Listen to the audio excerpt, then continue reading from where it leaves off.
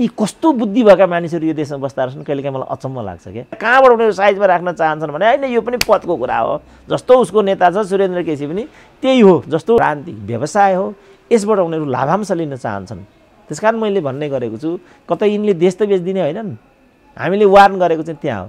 भाइ हेर यो देश त हामीलाई धेरै प्यारो छ, तिमी हामीलाई पद नदेऊ, तिमी जे मन लाग्छ त्यो बोलेर हिँड, तर यो देश चाहिँ बेच्न पाउँदैन। हामी यो कुरामा वार्न गरेर राखेको छौँ। अहिले भनिसके नि यो घोषणा गर्न मात्रै बाँकी हो भनेपछि उनीहरू दुई पार्टी हुन्, अहिले नै अलरेडी दुई पार्टी हुन्। म भएन भने देशै डुब्छ भन्छन्, त्यो कुरा पनि सत्यतासँग मेल खाँदैन। तर एउटा कुरा चाहिँ के छ भने ओली गयो भने त्यहाँ के आउँछ त्यसको अर्थ के हो, त्यो चाहिँ गम्भीर प्रश्न छ। नेपालमा गणतन्त्र भन्नु र ठेलागाडा चढेर अमेरिका पुग्नु एउटै कुरा हो भन्ने मान्छे अब अहिले गर्दा गर्दै यिनीहरूको संघीयता लोकतान्त्रिक भन्ने पनि मैं कितने को मन्त्री बना पाऊंगा, 2 4 5 कितने को प्रधानमंत्री बना पाऊंगा, मंत्री बना पाऊंगा। पोखरेल साहब देखिए तो ये एकदम बेईमान हुन्। यिनीहरूलाई हामीले निर्वस्त्र नाङ्गो बनाउनुपर्छ। अब दुई थरी स्वार्थी घिउ बेचुवा र तरवार बेचुवाहरू सर्वहारा वर्गको अधिनायकको त कहिले कायम हुन्छ? यस्तो ठगी कुरा गर्दै हिँड्ने हो, यो ठगी होइन यो। त्यस कारण यो राजनीति होइन, यो कम्युनिस्ट आन्दोलन पनि होइन, यिनीहरू कम्युनिस्ट पनि होइन, यिनीहरू राजनीतिज्ञ पनि होइन, यिनीहरू राजनीतिक व्यवसायीहरू हुन्। बारीमा गएर म चाहिँ कुटो कोदालो गरौँ त यत्रो प्रोफेसर भएर यसले के गरेको भनिदिन्छन्। अनि प्रोफेसरले चाहिँ केबाट खाने त रहेछ भने बाहुनले हलो जोत्नु हुँदैन भनिदिएका छन्। अनि बाहुनले हलो नजोत्यो भने कसरी खाने त बाहुनले? फेरि किन हलो जोत्नु नहुने? त्यो भने त श्रम गर्नुहुन्छ कि हुँदैन भन्ने कुरासँग छ नि। त श्रम नगरी पनि खान पाइन्छ त। अनि मैले चाहिँ श्रम नगरिकन खानु राम्रो हुँदैन भनेको लौ यही क्रिस्चियन हो, मलाई नै बजाइदिए फेरि यहाँ त। मैले चाहिँ 37 वर्ष युनिभर्सिटीमा जब गरेँ, म एउटा साइकल किनेर चाहिँ भोग गर्न सक्दिनँ। अनि उनीहरूले एक दिन जब पनि खाएको छैन, एउटा उद्योग पनि खोलेको छैन। 14 वर्ष त जेल बस्यौँ भन्छन्, 10 वर्ष जनयुद्ध गऱ्यौँ भन्छन्। अनि यो सबै कहाँ आयो त सम्पत्ति? अरबपति नभएको त अलमोस्ट कोही नेतै छैन अहिले नेपालमा। म राजदूत हुनको लागि लागेको भनिरहेको छ उनीहरूलाई त्यस्तो लागिरहेछ। एकदम ठुलो झुटा हो यो, कसैले पनि भन्न पाउँदैन। पार्टी फुटाउँ, आफ्नो बाटो लागौँ, यो त आपत्तिजनक कुरा छ नि त। यो त भन्नै पाइ, यो म्यान्डेटै छैन नि उनीहरूलाई यो भन्ने। बालुवाटारबाट खुमलटार पुग्ने क्रममा बाटामै प्रचण्डले रचना गरेको कथा हो यो। प्रचण्ड प्रधानमन्त्री हुन नपाएको रोइलोको कारण भएको हो। यसमा अरू कुनै कुरा छैन। यो राजनीति होइन, यो पार्टी पनि होइन, यो पार्टी हो यो। जस्तो हिजो मैले यो कुरा भन्दा कसरी हाँस्थेँ त? प्रतिक्रियावादीहरूको चाहिँ लय लयमा स्वर मिलाएर हेर त यी बौद्धिकहरूको ल यिनको टाँट पल्टाइ भयो कि भएन हाम्रो एकता भन्थे नि त। र नेपालमा पनि एमसिसी एक्सनमा नआउन सक्छ। मुलुकमाथि सङ्कट आइलाग्दाखेरि हामी एकगट्ठा भएर चाहिँ जे आफ्नो गच्छे अनुसार राज्यको ढुकुटीमा हालिदिनुपर्छ हामीले। यो 2.5 वर्षमा कसैले केपी ओलीलाई तात्विक रूपमा सपोर्ट गरेको छ भने त्यो प्रचण्डले नै हो भनेर भनेको छु मैले। अब त्यो बाहिरी रूपमा मात्रै होला त्यो अर्कै कुरा हो, तर म यो लेखेर दिन्छु यो नेतृत्व र यस परिपाटीबाट न नेपाली जनताको समुन्नति र भलाइ हुन्छ, न नेपाल राष्ट्र कहिले पनि कसैले पनि लेखेर राखे हुन्छ। म रहँ नरहँ तर लेखेर राखे हुन्छ। किन त भन्दा रेप हुन्छ यो सामान्य कुरा हो। अरे यो पुँजीवादी चाहिँ व्यवस्थाको स्वाभाविक चाहिँ परिणाम अरे। कारणले यो सही हो कि गलत हो हामी नै उठ्नु जाग्नु पर्यो नि त। उत्तर पनि चरम विकासमा गयो, दक्षिण पनि चरम विकासमा गयो, हामी चरम अविकासमा रह्यौँ भने के हुन्छ त? अब यी नेताहरूले पनि जे गरिराखेका छन् त्यो राजनीतिक व्यापार हो। केपी ओलीले भनेको भन्ने कुरा मिसकोटिङ हो। त्यो प्रचण्डले रचना गरेको कल्पना गरेको कथा भन्ने छ। राजनीतिक दलहरूले कुशासन ढलिमुली भ्रष्टाचार नातावाद कृपावाद गरिरहेका छन् भने लाइसेन्स त हामीले दिएका छौँ। केपी ओलीलाई भनौँ, केपी ओलीको हेर्नु त दम्म, केपी ओली वरिपरिका मान्छेको हेर्नु त उनीहरू कहीँ पनि उनीहरूलाई यो लाग्दैन कि म चाहिँ 5 वर्षको पाहुना हुँ। जिते भने यी फेसबुक र यी ट्विटरहरूले देश छोडे भएन। नेपालको बाटो कत्रो बनाउने भन्ने कुरा इन्डियाले सम्मति दिनुपर्दो रहेछ नेपालमा। नेपाली जनतालाई यो थाहा पनि छैन। अहिले विद्यासुन्दरको विरुद्धमा हाल्न मात्रै मान्छे अरबबाट आउँछ यहाँ। भोलि माओवादीलाई जिताउन बेल्जियमबाट आएका थिए नि मान्छे त्यति बेला, मलाई थाहा छ त्यो कुरा। त्यसै माओवादी जितेको छ। प्रचण्ड भन्ने मान्छेलाई मैले एकदम राम्रोसँग चिनेको छु भनेर टोपी लगाउनु भएको छ, त्यसले हिट दिइराखेको छ। तर त्यो टोपीले दिएको हिट होइन नि त। डाक्टर साहब तपाईँलाई एभरेस्ट नेपालमा हार्दिक स्वागत छ। ल हस्, धन्यवाद। डाक्टर साहबसँग आज मूलतः सत्तारूढ नेकपाभित्रकै किचलो जो अहिले चाहिँ उत्कर्षमा पुग्या भनौँ न। किनभने शीर्ष नेताहरूले नै फुटको कुरा गरिसकेपछि उत्कर्षै भन्नु पर्यो। उत्कर्षमै पुगेको विषयमा केन्द्रित भएर कुरा गर्नेछ। अब के साँच्चीकै जे नहुनुपर्ने पार्टी नफुटोस् भन्ने जनताको चाहना अथवा स्थिर सरकारको चाहना जनताले गरेको थियो। हुन त डाक्टर साहबको भाषामा सबभन्दा कमजोर सरकार भनेर भनिरहनु भएको छ। त्यो हुने दिशातर्फ उन्मुख भएको अब नेकपा मैले यहाँबाट सुरु गरेँ। यो त ग्यारेन्टी चाहिँ भन्न सकिँदैन, किनभने यो चाहिँ लेनदेनमा सुरु भएको यात्रा र लेनदेनमा रुमलिरहेको विषय हो। अब जब दुई थरी मान्छेहरू ज्यालामा मिल्दैनन् त्यसपछि किचकिच गर्छन् भन्ने गाउँमा उखान हामी सुन्छौँ नि, यी त्यस्तै हुन्। अहिले पनि त्यो प्रधानमन्त्री बाहेक अरू कुरा होइन, यो सँगसँगै मन्त्री अरू त्यसमा पनि मन्त्रालय, योभन्दा अर्को त यहाँ जस्तो हामीले यो 9 महिनालाई मात्रै आधार मान्यौँ भने उनीहरूले देश विचार सिद्धान्त भन्ने कुरा त एक दिन पनि भनेका छैनन् नि। त्यसकारण अब भोलि केपी ओलीले ल भइगयो त, जस्तो मैले के देखिरहेको छु भने सायद अन्तिम वर्ष चुनावी सरकारको रूपमा बनाउने, त्यसको नेतृत्व प्रचण्डलाई दिने, उस्तै पर्यो भने त्यो सरकार चाहिँ मिलिजुली सरकार हुने, शेरबहादुरका पनि 1-2 जना मान्छेहरू त्यहाँ संलग्न हुने, यो मोडल पनि यसबीचबाट उत्पन्न हुनसक्छ। किनभने यो विचारसँग सम्बन्धित छैन, यो सिद्धान्तसँग सम्बन्धित छैन, देशसँग सम्बन्धित छैन, जनतासँग पनि यो सम्बन्धित छैन। अब जनतासँग सम्बन्धित हुन्थ्यो भने त उनीहरूले कोरोनाको कुरा गर्ने थिए, कसरी भेन्टिलेटर ल्याउने, कसरी मेडिकल विपिन सस्तो र सुलभ मूल्यमा चाहिँ उपलब्ध गराउने। अब संविधानले चाहिँ स्वास्थ्यको अधिकारको ग्यारेन्टी गरिराखेको छ, अदालतले निर्देश गर्दा समेत पनि उनीहरू हल्लिराखेका छैनन्। अब अहिले अस्पताल जानु भनेको जोसँग 15-20 लाख छैन त्यसले अस्पताल नगए हुने स्थिति अब पुष्टि बराबर छ। भन्छन् हामी कम्युनिस्टको सरकार हौँ, हामी लडेर ल्याएको लोकतान्त्रिक नेपालमा छौँ, जनताको रगत पसिनाबाट आएको यो, त्यही संविधानले हाम्रो स्वास्थ्यको अधिकारको ग्यारेन्टी गर्छ। अहिले हामीले एउटा पिसिआरको लागि चाहिँ तडपिरहनु परेको छ। बरु मान्छे अहिले हिजो एउटा कहाँ हो 5 तलामाथि होटलबाट हाम फालेर मर्यो अरे भनेर सुन्दै थिएँ, आइसोलेसनमा बसेको। 4तिर चाहिँ उपचारको पैसा तिर्न नसकेर काहीँ बिरामीहरू बन्धक छन्, काहीँ मानिसहरू चाहिँ आत्महत्याको चाहिँ बाध्यात्मक अब मुखमा घचेडिएका छन्। त यसमा त उनीहरूले एक दिन कसरी जनतालाई सर्वसुलभ औषधि दिने, कसरी सर्वसुलभ ट्रिटमेन्ट गर्ने, कसरी कोरोनासँग प्रतिरोध, यो विषय त हामीले सुनेका छैनौँ नि। जब त्यो हो भने यिनीहरूको लडाइँ के को लागि हो त भन्ने प्रश्न आयो कि आएन। त्यस कारणले यो खान्तेपिन्ते कुरा हो, पद प्रतिष्ठाको कुरा हो। मलाई हिजो पनि एउटा यिनीहरूकै सेन्ट्रल लेभलको नेताले फोन गरिराखेको थियो, हामीले केही गर्न नसक्ने भयौँ, गर्न सक्ने स्थिति पनि छैन र सबै कुरा बालुवाटारमा केन्द्रित छ, यही नै भनेको छ उनले। अब नाम किन लिउँ, कुरो यही छ। त प्रचण्डले पनि कुनै क्रान्तिको लागि यो गरेको होइन, कुनै देश जनताको स्वार्थ प्रचण्डले बोकिराखेको होइन, न ओलीले चाहिँ यो देश र जनताको लागि त्यो पद ओगटी राख्छु भनेको कुरा सत्य हो। म भएन भने देशै डुब्छ भन्छन्, त्यो कुरा पनि सत्यतासँग मेल खाँदैन। तर एउटा कुरा चाहिँ के छ भने ओली गयो भने त्यहाँ के आउँछ, त्यसको अर्थ के हो, त्यो चाहिँ गम्भीर प्रश्न छ। किनभने रामेको कमल थापालेसम्म भनिरहेछ ओलीको ठाउँमा प्रचण्ड आउनु समस्याको समाधान होइन। उनले भन्न खोजेको चाहिँ म आए समस्याको समाधान हुन्छ भनेको, मैले देख्दा त्यहाँ पनि समस्याको समाधान छैन। किनभने पद आजको केन्द्रीय विषय होइन। आजको केन्द्रीय विषय भनेको चाहिँ देश र देशवासीप्रति कसरी प्रतिबद्ध, किनभने अब जुन इकोनोमिक ग्रोथ, अबको इकोनोमिक ग्रोथ चाहिँ 0.6% मात्रै, जुन 8.6% हुन्छ भन्ने प्रोजेक्सन थियो, त्यो 0.6 मा आएर झुन्डिन्छ भन्ने छ। तर कतिले यो ऋणात्मक हुन्छ पनि भनेका थिए, मलाई चाहिँ यो ऋणात्मक नै हुन्छ होला। यही अवधिमा भन्नुपऱ्यो 16 लाख मान्छेले जब गुमाइसके, 18 लाख मान्छे त निरपेक्ष गरिबीको रेखामुनि आइसके। अब योसँग कसरी लोहा लिने भन्ने त सरकारसँग सोचाइ भएन नि त। अहिलेका विषय त यी थिए नि त, ऊ यहाँ छँदै छैन भने, अनि यहाँ यो विषय, यो तपाईँले जो चुली के जाति भन्नु हो, यो स्वार्थीहरूको पदको लागि भएको लडाइँ के चुली के नचुली हुनै सक्दैन। यी एकदम बेइमान हुन्, यिनीहरूलाई हामीले निर्वस्त्र नाङ्गो बनाउनुपर्छ। अब जो स्वाभिमानी कार्यकर्ताहरू छन् भने, किन हाम्रो मात्रै आवाजले पुगेन, यहाँ स्वाभिमानी कार्यकर्ताहरू, देशप्रेमी नेपालीहरू त्यहाँ छन्।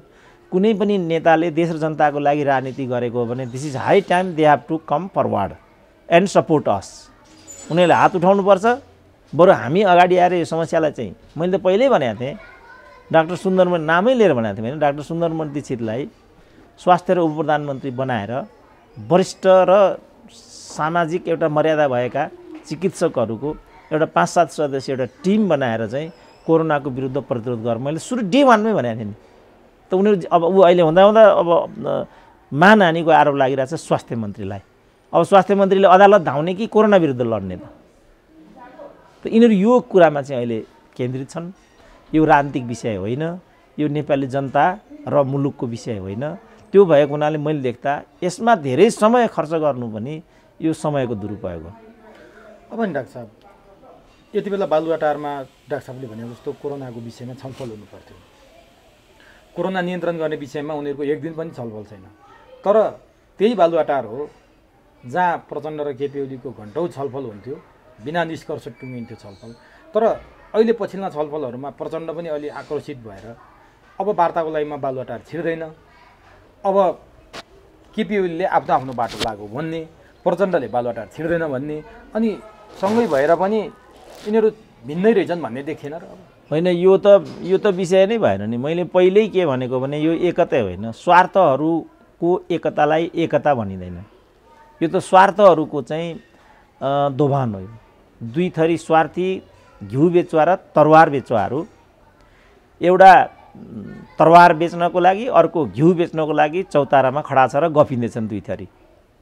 यिनीहरू ती मात्रै हुन्। तर नेपाली जनतालाई अहिले पनि यो रियलाइज भइराखेको छैन र कार्यकर्ताले त यो कुरा मानेकै छैनन्। मैले अब यो कुरा भने पद नपाउनेको के कुरा गर्ने, पद नपाएको रोदन हुने भन्छन् यिनीहरूले। तर मैले यो कुरा डे 1 मा भने त डे 1 मा केपी ओली सरकारबाट तिमीले केही पनि आशा गर्यो भने त्यो बेकार हुन्छ। किनभने उहाँसँग विकासको भिजनै छैन नि, उहाँसँग एउटा मिसनै छैन, केही नै छैन। उहाँ विकास के हो भने, जस्तो मैले हिजो मात्रै एउटा सोसियल मिडियामा, यो 6 महिनामा मैले 2टा सोसियल मिडियामा टक सुने इन्डियन लिडरहरूका। एउटा सुषमा स्वराजको थियो, अर्को नितिन गडकरीको त्यो चाहिँ मैले हिजो मात्रै हेरेँ। कमसेकम उनले त्यहाँ 1 घन्टा बोलेको छ एउटा कार्यक्रममा। उनले कसरी यो सडे गलेको फुडपात, पतिङ्गर, प्लास्टिक इत्यादिलाई, फोहोरहरूलाई कसरी इनर्जी बनाउन सकिन्छ भन्ने बारेमा बोलिराखेका छन् पुरै 1 घन्टा। 1 घन्टामा उनले एक शब्द पनि राजनीतिक कुरा गरेका छैनन्, पुरै आर्थिक कुरा मात्रै गरिरहेछन्। यसले कसरी चाहिँ आम मानिसलाई इकोनोमिक इम्पावरमेन्ट दिन्छ, कसरी मुलुकको आर्थिक वृद्धिमा चाहिँ कन्ट्रिब्युसन गर्छ, कसरी राजस्व अभिवृद्धिमा चाहिँ कन्ट्रिब्युसन गर्छ, कसरी फोहोर जुन वातावरण बिगारिराखेको छ, फोहोर सहर दुर्गन्धित भइराखेको छ, त्यसबाट कसरी चाहिँ सहरलाई चाहिँ सफाइतिर लैजान सकिन्छ, योमा व्याख्या गरिराखेका छन्। अब हाम्रो भर्खरै हिजो मात्रै केपी ओलीले त्यहाँ बोले होइन, एक शब्द यो देश कसरी बनाउने भने त मेरो अपरिहार्यता छ, म नभए देशै बर्बाद हुन्छ, कुनै पनि हालतमा राइन हुँदैन। अब यो कुनै यसरी कुनै इलेक्टेड लिडरले यो भनिरहनु आवश्यक छ।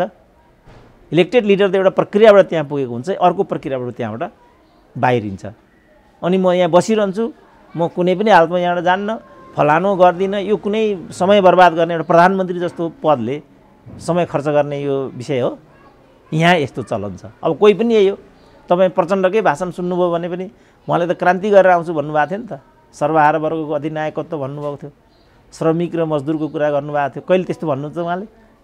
अब कसरी मजदुरहरूको चाहिँ सशक्तिकरण यो बाटोबाट कहिले हुन्छ त?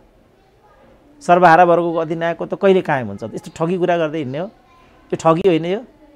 त्यस कारण यो राजनीति होइन, यो कम्युनिस्ट आन्दोलन पनि होइन, यिनीहरू कम्युनिस्ट पनि होइन, यिनीहरू राजनीतिज्ञ पनि होइन, यिनीहरू राजनीतिक व्यवसायीहरू हुन्।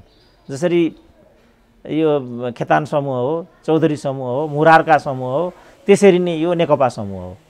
नेकपा समूहको नाममा यिनीहरूले चाहिँ चाउचाउ बेच्छन्, यिनीहरूले राजनीति बेच्छन्। चाउचाउ बेच्नु कहिले पनि राजनीति होइन नि। पदको भागभण्डार वितरण राजनीति हो, त्यस्तो पनि राजनीति हुन्छ? राजनीति भनेको त आर्थिक सामाजिक रूपान्तरणको प्रक्रिया पो हो त। जहाँ मान्छे, जहाँ कल कारखानाहरू खुल्छन्, ती कल कारखानामा भाइ छोराहरू, दिदी बहिनीहरू जोडिन्छन्, त्यहाँबाट उत्पादन र उत्पादकत्व त बढ्छ।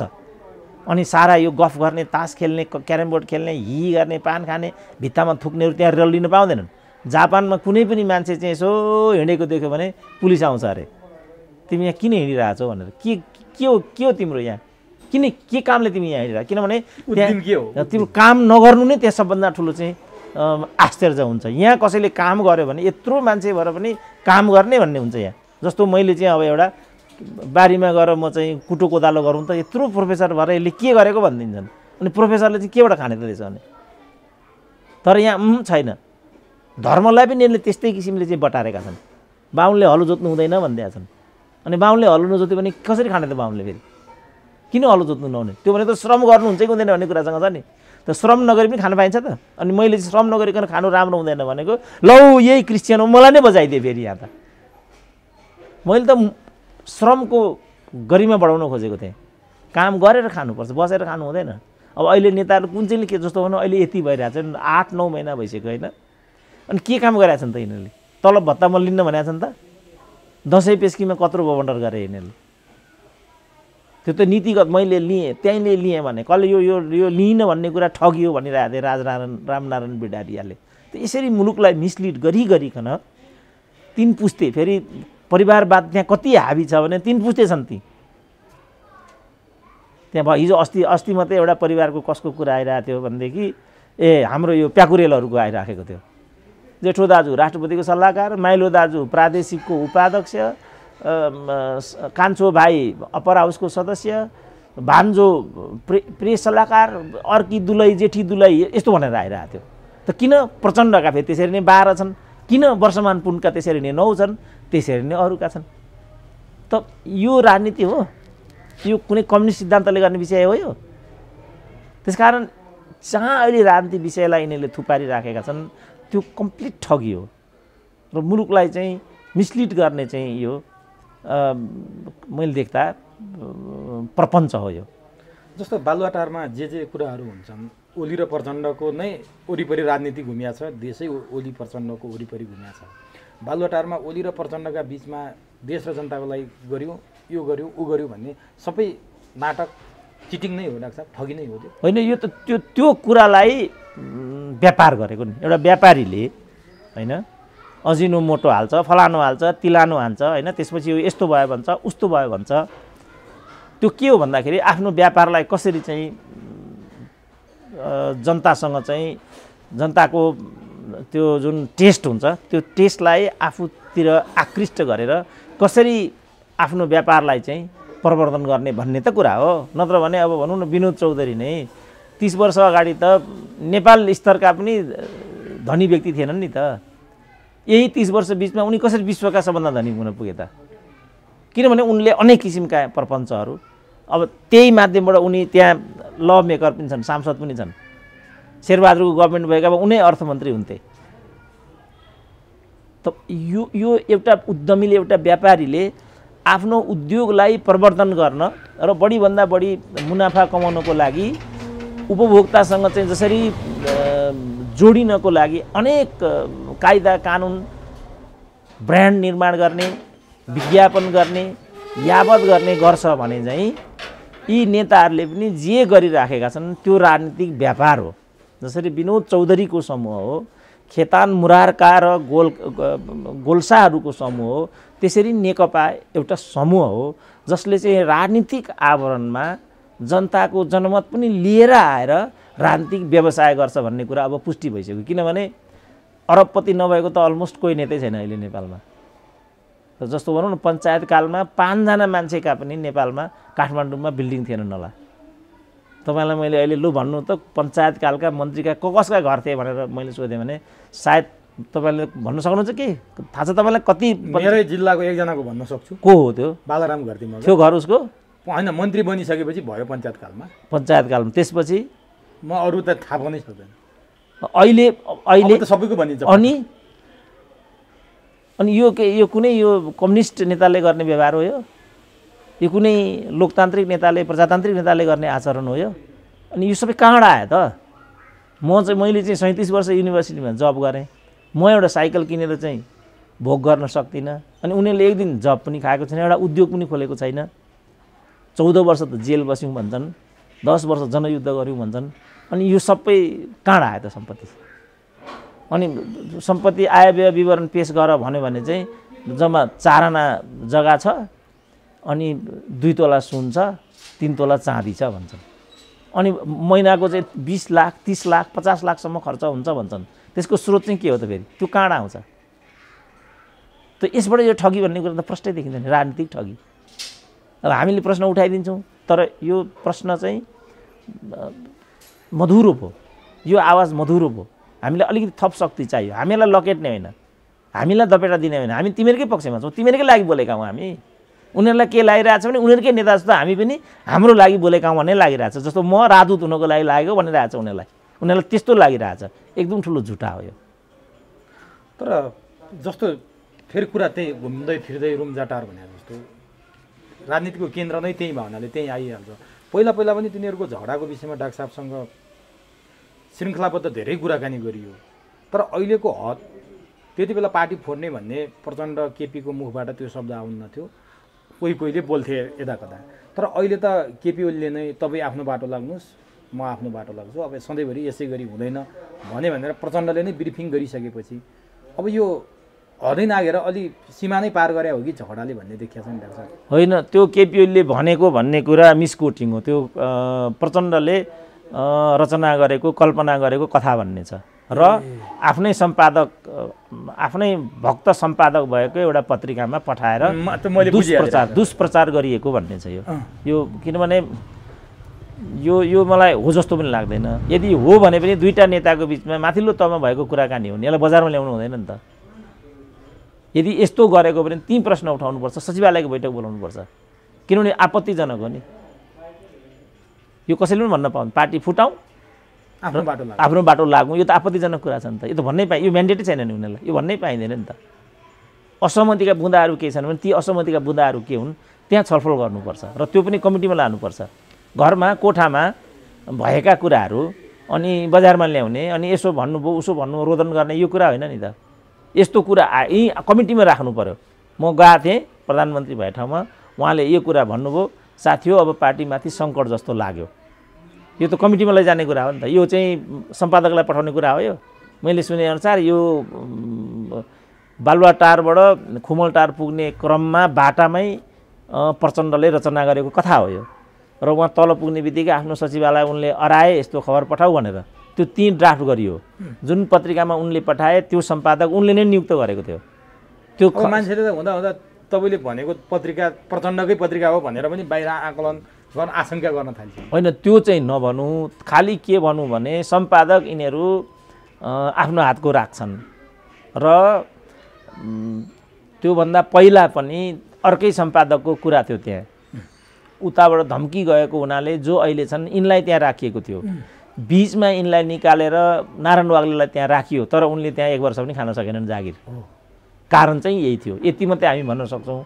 अब पुष्टि नभएको कुरा तेरो मेरो भन्ने कुरामा हामीले जानु राम्रो हुँदैन, भन्न सकिँदैन। प्रचण्डले जुन रचेको भन्ने कुरा सचिवालयले त्यही ब्रिफिङ गरेर त्यो चाहिँ सार्वजनिक गर भन्ने कुरा र पत्रिकामा पठाऊ भन्ने कुरा जुन डाक्टर साहबले भन्नुभयो, प्रचण्डले यो गर्नुपर्ने बाध्यकारी अवस्था किन थियो र किन गर्नु पर्यो प्रचण्डले यस्तो? बालुवाटार उनले त यिनीहरूले गरेको यो राजनीति त देश जनताको लागि होइन नि त, आफ्नो वर्गको लागि होइन नि त। यिनीहरूले त यो नाममा बबन्डर मचाएर पदासीन हुने र अर्थोपार्जन गर्ने आफ्ना भाइ भतिजा चट्टाबट्टा स्वास्नी छोरीलाई मालामाल गराउने यो नै विषय थियो। तर उनीहरूले कसैले सर्वहाराको कुरा गरे, कसैले लोकतन्त्रको कुरा गरे, कसैले सामाजिक न्यायको कुरा गरे, कसैले तराईको कुरा गरे, कसैले दलितको कुरा गरे, कसैले जनजातिको कुरा गरे, कसैले त महिलाको कुरा पनि गरे। तर लाने बेलामा के गरे कि आफ्नै छोरीले लगे कि आफ्नै श्रीमतीलाई लगे। अनि भन्दाखेरि महिलाको सहभागिता भने, महिलाको सहभागिता भनेको आफ्नो छोरी बुहारीलाई त्यहाँ लैजाँदैमा महिलाको सहभागिता हुँदैन नि त। त्यस कारणले यिनीहरूको जुन मकसद थियो त्यो मकसद नै आज जे गरिराखेका छन् त्यो गर्ने रहेछ भन्ने कुरा अब व्यवहारले पुष्टि गर्यो। पछिल्लो पटक उनीहरूले के भने 2/3 नहुनु नै अर्थात् अस्थिरता नै सबै समस्याको जड हो, जसले गर्दा हामीले सुशासन पनि दिन सकेनौँ, समृद्धि पनि दिन सकेनौँ। यो भनेको हुनाले हामी जम्मै लागेर लौ त भनेर यसलाई चाहिँ 2/3 दियौँ। फरक पर्यो त विषयमा। अहिले एउटै कुरामा यो 2.5 वर्ष यिनीहरूको भित्र जद्दोज्याद छ भने केपी ओली रहनुपर्छ कि जानुपर्छ, यो मन्त्री हुने कि ऊ मन्त्री हुने, अनि यो ठाउँमा यो ल्याउने ऊ ल्याउने, योभन्दा बढी केही भएको छ त? यो त म्यान्डेटै होइन नि। म्यान्डेट त स्थायित्व र सुशासन समृद्धि हो। अरू कुरामा त उहाँलाई जाने हकै छैन नि। किन पूर्व जानुपर्ने पश्चिम लाग्यो त? किनभने उनीहरू पूर्व जान हिँडेकै थिएनन् नि। उनीहरू त कहाँ हिँडेका थिए भने यो बबन्डर खडा गर्ने, जसरी पनि बहुमत ल्याउने इत्यादि गर्ने, पार्टी एकता गर्ने अनि आफू प्रधानमन्त्री हुने र आफ्ना छोरीबुहारीलाई अगाडि बढाउने, यति थियो नि त कुरा। भने यो अहिलेको जुन नेकपाभित्रको नेकपा नै अस्थिर भयो, सरकार मात्रै अस्थिर होइन, नेकपा नै अस्थिर जस्तो देखियो। यसको मूल जड ठ्याक्क ठोस भाषामा भन्नुपर्दा प्रचण्ड प्रधानमन्त्री हुन नपाएको रोइलोको कारण भएको हो। यसमा अरू कुनै कुरा छैन यो, किनभने यो प्रष्टै थियो। अब उनीहरू चुके, 2.5 वर्षको प्रधानमन्त्री थियो नि त, जुन 5 बुँदे गरेका थिए उनीहरूले पार्टी एकता हुनुभन्दा अगाडि। त्यसको बुँदा नम्बर 4मा आलो पालो प्रधानमन्त्रीत्वको कुरा थियो। अब के भयो, प्रचण्डले त्यो कुरा छोडेर 5 वर्ष प्रधानमन्त्रीत्व चाहिँ केपी ओलीलाई हो भनिदिए। पछिल्लो पटक सचिवालय बैठक इत्यादिबाट उनीहरूले पार्टी प्रचण्डले चलाउने, सरकार केपी ओलीले चलाउने भनेर 7-8 महिनापछि हामीलाई यो खालको एउटा चाहिँ मेसेज दिए। तर 15 दिन पनि भएको छैन, फेरि झगडा चाहिँ कतै पुग्यो। अनि यी झगडाको पछाडि काहीँ पनि राजनीतिक विषय छ त? त्यो समयमा चाहिँ महाधिवेशन गर्ने कि नगर्ने, नरमाणे आएकोलाई कसरी लिने, गोयल आएकोलाई कसरी लिने, यहाँ त डिबेट छैन नि, छ त? एक दिन पनि छैन डिबेट। यो के कसलाई सोधेर कुन प्रक्रियाबाट कसरी आएको, यसको लागि बैठक बस्नुपर्छ भनेर कोही पनि भन्दैन नि त। न केन्द्रीय कमिटी भन्छ, न थाई समिति भन्छ, न सचिवालय भन्छ त, व्यक्तिगत भन्छन्। फेरि यही घटनामा पनि सबैको 6वटा मैले आवाज देखिरहेको थिएँ। यो गोयलकै विषयमा पनि 6 किसिमका, एउटै पार्टीबाट 6 किसिमको आवाज आइरहेछ। प्रधानमन्त्रीले एउटा भनिरहेछन्, उनीहरू सल्लाहकार एउटा कुरा भनिरहेछन्, उनका मन्त्रीले अर्को कुरा भनिरहेछन्, प्रवक्ताले फेरि अर्को कुरा भनिराखेका छन्। त यसरी जे मन लाग्यो त्यो बोल्ने हो भने कसरी पार्टी सिस्टम भयो त? यो निर्दलीय सिस्टम हो। अब हामीले कसले भनेको कुरा विश्वास मान्ने? गोयलकै सन्दर्भमा कुरा गरौँ न। प्रधानमन्त्रीका परराष्ट्र सल्लाहकार डाक्टर राजन भट्टराईको डाक्टर साहबले सुनिसक्नुभयो होला। सरकारलाई थाहै थिएन को भारतको प्रधानमन्त्रीको दूत आउँदैछ भन्ने कुरा नै थाहा थिएन, को आउँछ भन्ने नै थाहा थिएन भनेर उनी बोल्छन्। अब एक थरी सरकारका मान्छेहरू चाहिँ नि भारतको प्रधानमन्त्रीको दूत भएर आएका भनेर भन्छन्। अब जनता नै दिग्भ्रमित हुने बेला भयो, कुन चाहिँ कुरा सत्य हो त? अब उनीहरूले हरेक कुरामा जनही भन्न थालेका छन् अहिले। एउटा मात्रै कुरा होइन कि हरेक कुरामा नै उनीहरूका आवाजहरू बेग्ला बेग्लै आउन थालेका छन्। एउटा आवाजमा बोल्ने उनीहरूको यो स्वाभाविकै हुन्छ फेरि, किनभने नारायण काजीको अस्तित्वले त्यहाँ पुगेका छन्, बादलको अस्तित्वले त्यहाँ पुगेका छन्, प्रचण्डको अस्तित्वले त्यहाँ पुगेका छन्, वामदेवको अस्तित्व छ, सबैको अस्तित्व छ नि त त्यहाँ। र त्यो अनुसार चाहिँ अघि मैले भने नि यो पार्टी एकतै थिएन भनेर, यो स्वार्थी मानिसहरूको पदका लागि भएको यो एकता थियो। यो यदि तपाईँ भन्नु यसलाई एकता मान्नुहुन्छ भने एकताको प्रक्रियालाई समेत अहिलेसम्म पूर्णता दिएको छैन। अनि यो एकता हो त? यो त्यसो भने त एकता हो भने त एकतालाई मात्रै फोकस गर्नु पर्थ्यो नि। एकता महाधिवेशनमा जानु पर्थ्यो। अहिलेसम्म महाधिवेशन तयारी समितिले आफ्नो केही एउटा प्रारम्भिक नै अब चैतमा महाधिवेशन गर्ने भनेका छन्। आज हामी कार्तिक सक्नेतिर छौँ, त्यतातिर प्रवेशै छैन। कार्तिकमा त उनीहरू महाधिवेशन तयारीको लागि बैठक बस्ने भनेर उति बेला निर्णय गरेका थिए। खोइ त त्यो कहिले हो थाहा? खोइ कार्तिकै जान आँटिसक्यो। खोइ त त्यसो भने नि डाक्टर साहब, अब यिनीहरू बाहिर हेर्दा जुटेको जस्तो त देखिए। पार्टी तत्कालीन नेकपा माओवादी केन्द्र र तत्कालीन नेकपा एमाले नाम विलय भए, नाम छैन। नेकपा भनेपछि त एकता भएको हो कि भन्ने देखियो। दुईटाको नाम त अहिले नेकपा छ। अब यिनीहरूलाई जुट्नुभन्दा फुट्नुमै पार्टीको कल्याण हुने अवस्था आएको हो। किनभने फुटेपछि त कम्तीमा आफ्नो लिएर गइसकेपछि त्यसलाई अलिकति संस्कृत ढङ्गले, सुसंस्कृत ढङ्गले र सक्षम अलिकति पार्टी जस्तो बनाएर चलाउन सफल हुन्थे कि के छ डाक्टर साहबको यसमा सल्लाह? होइन, यो मैले भनिहालेँ नि, यो राजनीति होइन, यो पार्टी पनि होइन, यो पार्टी हो यो र व्यवसाय हो। यो राजनीतिलाई व्यवसायको रूपमा प्रयोग गरिन्छ भने त्यसले चाहिँ तात्विक निष्कर्ष अथवा फलदायी परिणाम दिँदैन। मैले पहिल्यै भनेको थिएँ यो एकतै होइन, पहिले त यो हुनै सक्दैन। यो भइहाल्यो भने यसले कुनै परिणाम दिँदैन, दिइहाल्यो भने त्यो देश र जनताको पक्षमा जाँदैन। आज त्यही पुष्टि भयो डाक्टर साहब? तपाईँ आफै भन्नु पुष्टि भयो? होइन, भयो हो, डाक्टर साहबले भने ठ्याक्क। अब थोरै पनि त्यहाँ निष्ठा हुन्छ, इमान्दारिता हुन्छ, त्यहाँ थोरै पनि स्वाभिमानी कार्यकर्ताहरू छन् भने उनीहरूले आवाज उठाउनु पऱ्यो नि त। यो के हो त भन्नु पऱ्यो नि। जस्तो हिजो मैले यो कुरा भन्दा कसरी हाँस्थेँ त? प्रतिक्रियावादीहरूको चाहिँ लहीमा स्वर मिलाएर हेर त यी बौद्धिकहरूको ल यिनको टाँट पल्टाइ भयो कि भएन हाम्रो एकता भन्थे नि त। एकता त भयो नि त, यो एकता हो त भने। एकताले त ऊर्जा दिनु पऱ्यो नि। जस्तो एकताको कारणले पार्टीले 2/3 पायो होइन, जनताले के पायो त? देशले के पायो?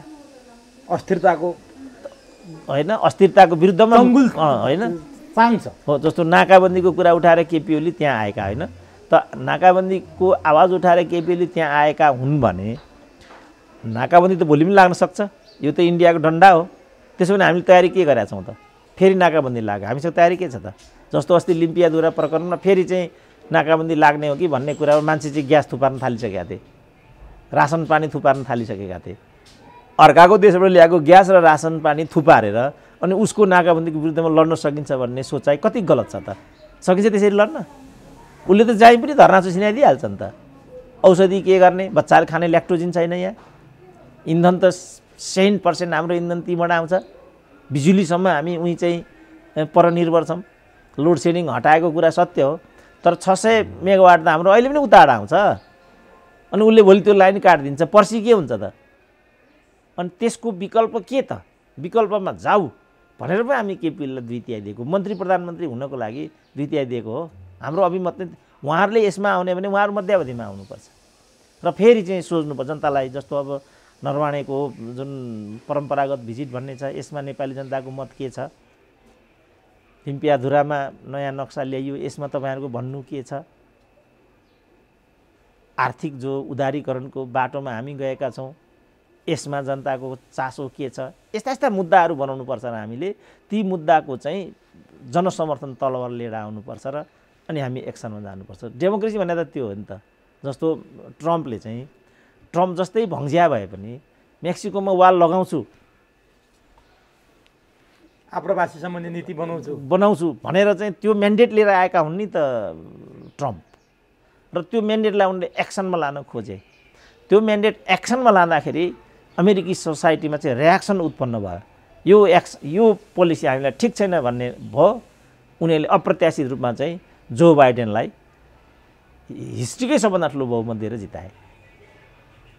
अब जो बाइडेनले पनि त्यो अनुसारको, अब किनभने चाइनासँगको सम्बन्ध बिग्रिरहेको छ, त्यसलाई चाहिँ म सुधार्छु भनेको छ, उनले गर्नै पर्छ। अब त्यो र गर्छन् उनले त्यो। र नेपालमा पनि एमसिसी एक्सनमा नआउन सक्छ अब, किन पोलिसी हो नि उनीहरूको त। अब यहाँका एमसिसी ल्याउने र नल्याउने भनेर यहाँ काटाकाट गर्छन्। म यसमा एक शब्द पनि बोल्दिनँ थिएँ, किन नबोलेको भन्थेँ नि मलाई।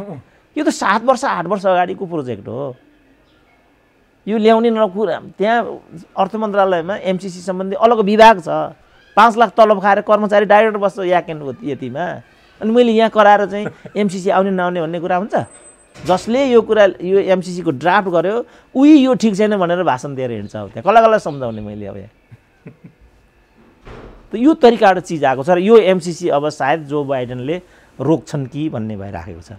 किन उनीहरू पोलिसीमा उनीहरू खेल्छन् र जनताबाट जे अभिमत लिएर उनीहरू आएका हुन्छन् त्यसमा उनीहरू चाहिँ खरो उत्रिन्छन्। जस्तो ट्रम्पको कुरा गर्नु भने ट्रम्पले जे बोलेका थिए त्यो गर्न खोजे तर सकेनन्। अमेरिकी जनताले रियाक्सन देखाइदिए भनेर भन्नुभयो। जस्तो केपी ओलीले पनि भन्ना त एउटा कुरा भनेर आएका थिए, तिनकै नेतृत्वमा चुनाव भएको, नेकपाले यति मत ल्याउनुमा त्यो हामीले भन्नै पर्छ, कुरा चपाउनु जरुरी छैन। केपी ओलीको कारण पनि अहिले नेकपाले यति मत ल्यायो, यो सत्य कुरा पनि हो। अब के केपी ओली पनि हिजो जे बोलेका थिए त्यो गर्न नसकेर चुक्या हुन् अबको अवस्था? पुरै उनको मैले भनिहालेँ नि, नाकाबन्दी विरुद्धमा आवाज दिएर उनीले 2/3 पाएका हुन् होइन। त्यो 2/3 को पछाडि त हामीहरू आफै छौँ नि त। त्यो उनले मात्रै ल्याएकै होइन नि, त्यो हामी आफै छौँ नि। नेतृत्वमा उनी थिए होइन, पार्टी उनीहरूको हो, तर मुद्दा त राष्ट्रका थिए नि त। हामीले चाहिँ त्यो नाकाबन्दीलाई पार्टीगत रूपमा हेरेनौँ नि त। जस्तो लिम्पियाधुरा जस्तो भने नि त प्रचण्डले, राजाले गुमाएको लिम्पियाधुरा हामीले ल्यायौँ भने। राजाले त गुमाएकै रहेछ नि त, उनीहरूले ल्याए। त्यसो भने अब के यो व्यवहारमा आउँछ त? व्यवहारमा ल्याउन त एकपल्ट। तर यसमा हामीले तेरो जस्तो मधेसवादी दलले पनि कम्युनिस्ट पार्टीलाई साथ दियो कि दिएन त हाउसमा? तपाईँको आँखा अगाडि छ नि त। उनीहरू कम्युनिस्ट पार्टी त होइनन् नि, उनीहरू मधेसवादी पार्टी हुन्। लिम्पियाधुरा ल्याउँछ भने ल ल्याउन त भनेको हो नि त। उनीहरूले भने चाहिँ नाकाबन्दीको विरुद्धमा केपी ओली लडे। नाकाबन्दी चाहिँ युद्धशास्त्रका दृष्टिकोणले युद्ध नै मानिन्छ। जुन वार साइन्सले इकोनोमिक ब्लकेटलाई चाहिँ वारै मान्छ। मुलुक वारमा छ, र मुलुकको नेता के भन्छ, यो वारको विरुद्ध म प्रतिरोध गर्छु। सबै नेपाली नागरिकको कर्तव्य होइन त्यो? मुलुक युद्धमा भएका बेला हाम्रो अधिकार, अभिव्यक्तिको स्वतन्त्रता हाम्रो अधिकार हो। अन्य कतिपय अधिकारहरू, सम्पत्तिको अधिकार, स्वास्थ्यको अधिकार, दल खोल्न पाउने अधिकार, यी हाम्रा राजनीतिक अधिकारहरू हुन्। अधिकार यति पाइसकेपछि केही कर्तव्य पनि त हुन्छ होला। ती कर्तव्यमा सर्वप्रमुख कर्तव्य भनेको चाहिँ मुलुकमाथि सङ्कट आइलाग्दाखेरि हामी एक गट्ठा भएर चाहिँ जे आफ्नो गच्छेअनुसार राज्यको ढुकुटीमा हालिदिनुपर्छ। हामीसँग मसल छ भने मसल दिनु पर्यो, सम्पत्ति छ भने सम्पत्ति दिनु पर्यो, एक्सपर्टिजम छ भने एक्सपर्टिजम दिनु पर्यो, सैनिक हुनु भने युद्धमा चाहिँ मोर्चामा अगाडि बढ्नु पर्यो। जीवनभर त जागिर खाएर बस्छ नि त, त्यो उसको अधिकार हो।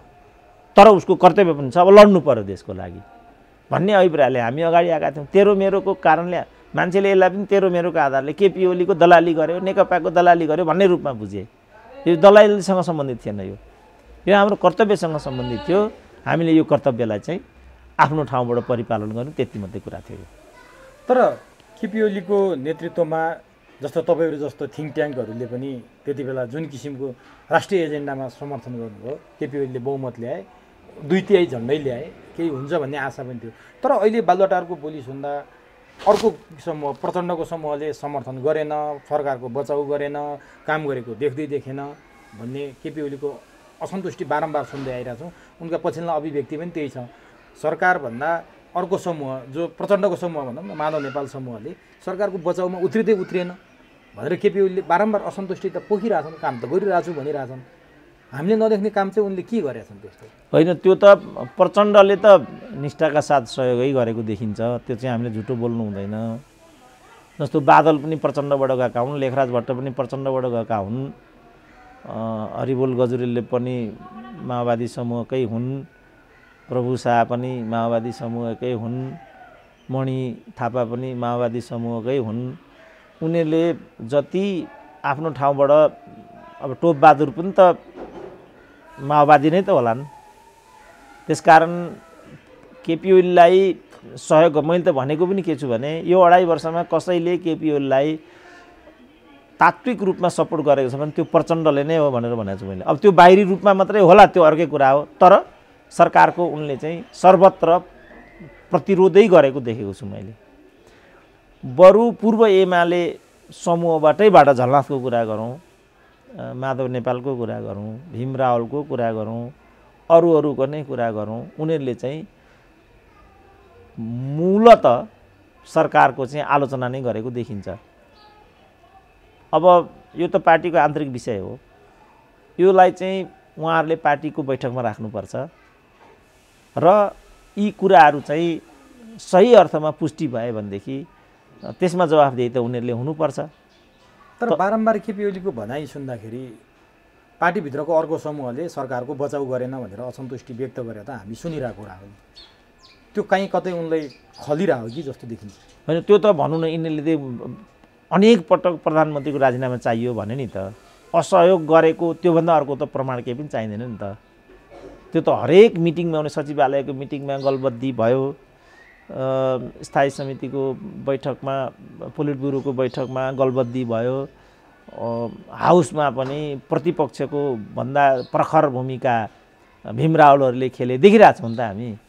त्यसलाई उनीहरूले प्रधानमन्त्रीको, त्यसलाई उनीहरूले सरकारको असहयोगको रूपमा चाहिँ उनीहरूले बुझे।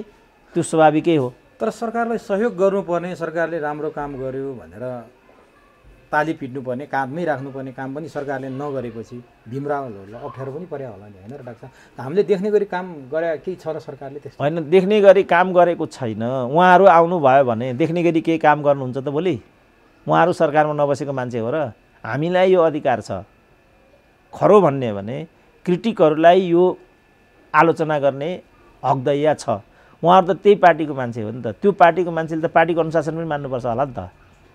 मलाई चाहिँ उत्तर यसमा के चाहियो भने, यो सब हुँदा पार्टीले किन रमेता हेरेर बसिरहन्छ, किन यसलाई कारबाहीको विषय बनाउन सक्दैन? त्यसकारण मलाई लागेको के भने सायद यिनीहरूलाई पनि थाहा होला हामीले के गरिरहेछौँ भनेर। जस्तो ओम्नी प्रकरण कुरा आयो, मेडिकल इक्विपमेन्ट चाइनाबाट खरेको प्रकरणको कुरा आयो, गोकुल बाँसकोटाको 70 करोडको प्रकरण आयो, अरबौँ खरबौँका घोटालाका कुराहरू आए। वाइट बडी त हाम्रो अगाडि पचेर गयो, बालुवाको फाइल जिउँदैछ, टुनिखेलसम्म मासेर खाएको भन्ने कुरा पुष्टि भयो नि त। यी सब कुराहरूमा चाहिँ किन पार्टीको ध्यान जाँदैन, मलाई चाहिँ यहाँ मात्रै अचम्म लाग्छ। यो कुरा चाहिँ उनीहरू पनि उठाउँदैनन्। किन उनीहरू यो कुरा उठाउँदैनन् भने यस्तो खालको हरकत त उनीहरूले पनि गरेछ। किन जस्तो बालुवाटारको कुरा गरौँ न, बालुवाटारको कुरामा चाहिँ केपी ओलीले माधव नेपाललाई जोडेको भनिरहेछ, बाबुराम त जोडिएकै छन्। अब अहिले बुढी गण्डकीको कुरा आयो क्या, 3-3 अरबको 3टा प्रधानमन्त्री त्यहाँ मुछिए। बाबुरामले चाहिँ बालुवाटार लगायत अर्को पनि एउटा सार्वजनिक जग्गा माता तीर्थको कति 150 कि कति रोपनी जग्गा चाहिँ घोटाला गरेको भन्ने कुरा छ भने यी जम्मैले यो देश र जनताको लागि गरेको राजनीति होइन, यो आफ्ना लागि गरेको एउटा व्यवसाय हो, एउटा उद्योग हो जसको नाम नेकपा छ र उनीहरू त्यसका कर्पोरेट मालिकहरू हुन्। यो कुनै यो नेपाली जनता उनीहरूले विषय चाहिँ बनाए। उनीहरूले के गरे सो हेरे, निरङ्कुश शासन सत्तामा छ, राजाको स्वेच्छाचारी शासन सत्तामा छ, यसलाई पल्टाउनको लागि प्रजातान्त्रिक नारा दिनु उपयुक्त हुन्छ। प्रजातान्त्रिक नारा मात्रै दिँदाखेरि त फेरि काङ्ग्रेस पार्टी मात्रै हुने भयो। अब के गर्ने त भन्दाखेरि कम्युनिस्ट राजनीतिको नारा उठाउने भन्ने भयो। अनि उनीहरूले कम्युनिस्ट एउटा मुद्दाबाट चाहिँ आफूलाई राजनीतिको एउटा अखाडामा चाहिँ होमे। यो सब चाहिँ ट्रेडमार्क मात्रै रहेछ, तर यो वस्तु त राजनीतिक उद्योग रहेछ, राजनीतिक व्यवसाय रहेछ भन्ने कुरा नेपाली जनताले एकदम अन्तर्हृदयबाट हृदयङ्गम गर्नु जरुरी छ। यो नेतृत्वबाट र यो परिपाटीबाट नेपाली जनताले सुशासन र समृद्धि 100 वर्षमा पनि पाउँदैनन्। म यो लेखेर दिन्छु, यो नेतृत्व र यस परिपाटीबाट न नेपाली जनताको समुन्नति र भलाइ हुन्छ, न नेपाल राष्ट्र कहिले पनि कसैले पनि लेखेर राखे हुन्छ। म रहँ नरहँ तर लेखेर राखे हुन्छ। किन त भन्दा त यति कुरा के उनीहरू बुझ्दैनन्? त्यहाँ पनि पिएचडी गरेका मान्छे छन्, त्यहाँ पनि ठुल्ठुला नेताहरू छन्, त्यहाँ पनि विद्वान नेताहरू छन् नि त। बुझ्दैनन् त उनीहरू यति कुरा? जस्तो हामीले भनौँ 30 वर्ष यो हामीले चाहिँ बहुदल व्यवस्थाको पुनर्स्थापना गरेको 30 वर्ष भयो। पञ्चायतले पनि त्यही 30 वर्ष शाही शासन गरेको। 30 वर्षका आर्थिक र सामाजिक उपलब्धिलाई तपाईँ हेर्नुहोस्, यी 30 वर्षका आर्थिक र सामाजिक उपलब्धिलाई हेर्नु तपाईँ छ्याङ्गै भइहाल्छ नि। तपाईँ एउटै पूर्व पश्चिम राजमार्गलाई हेर्नुहोस्, तपाईँ एउटै ट्रलीलाई हेर्नुहोस्, भिकुटी कागजलाई हेर्नुहोस्, बाँसबारी छाला जुत्तालाई हेर्नुहोस् तपाईँ। अब अहिले सबैभन्दा जटिल समस्या के देखियो भने सरकारले गर्न खोज्ने तर सरकार आफै चाहिँ अन्यलमा हुने पार्टीभित्रको आन्तरिक कलहले। पहिलो कुरा तपाईँले भने जस्तो पार्टीको एकता प्रक्रिया नै सकिया छैन, पार्टी एक भएको छैन, भातृ संस्थामा भद्रगोल अवस्था छ, शुभेच्छु संस्थाहरू भद्रगोल अवस्थामा छन्, पार्टी मेन बडी नै मिलिसकेको अवस्था छैन भनेपछि यस्तै लिङ्गेरिङ भएर यस्तै ल्याङल्याङ हुँदै कहाँसम्म जान्छ त डाक्टर साहब यो कम्युनिस्ट पार्टी? कहिलेसम्म यस्तो भइरहन्छ? सधैँभरि यस्तो अर्धमृत भएर त नरहला। यो यस्तै रहन्छ कि यसलाई चखाउनु पर्यो जनताले। जस्तो यही स्थिति र यही एजेन्डालाई लिएर उनीहरू निकट विगतमा नै उपनिर्वाचनमा गयो होइन। जनताले त कुनै अर्कोलाई छानेन, दोहोऱ्याइ यिनीहरूलाई नै छान्यो। 50% काङ्ग्रेसलाई दियो, 50% नेकपालाई दियो। विकल्पको आवाज स्वर सानो ठुलो जे भए पनि त्यहाँ त मानिसहरू त उपस्थित भएका थिए, जनताको ध्यान आकृष्ट त भयो भने जनताको चाहनै उनीहरूले पटक पटक भनिरहेछन्। जस्तो यही कुलमानको प्रकरणमा अनेक ठाउँमा यी प्रश्नहरू उठ्दाखेरि हो हामी कुलमानलाई ल्याउनेपट्टि छैनौँ, किनभने जनताले हामीलाई म्यान्डेट दिएको छ, हाम्रो अनुकूलको एमडी त्यहाँ राख्छौँ।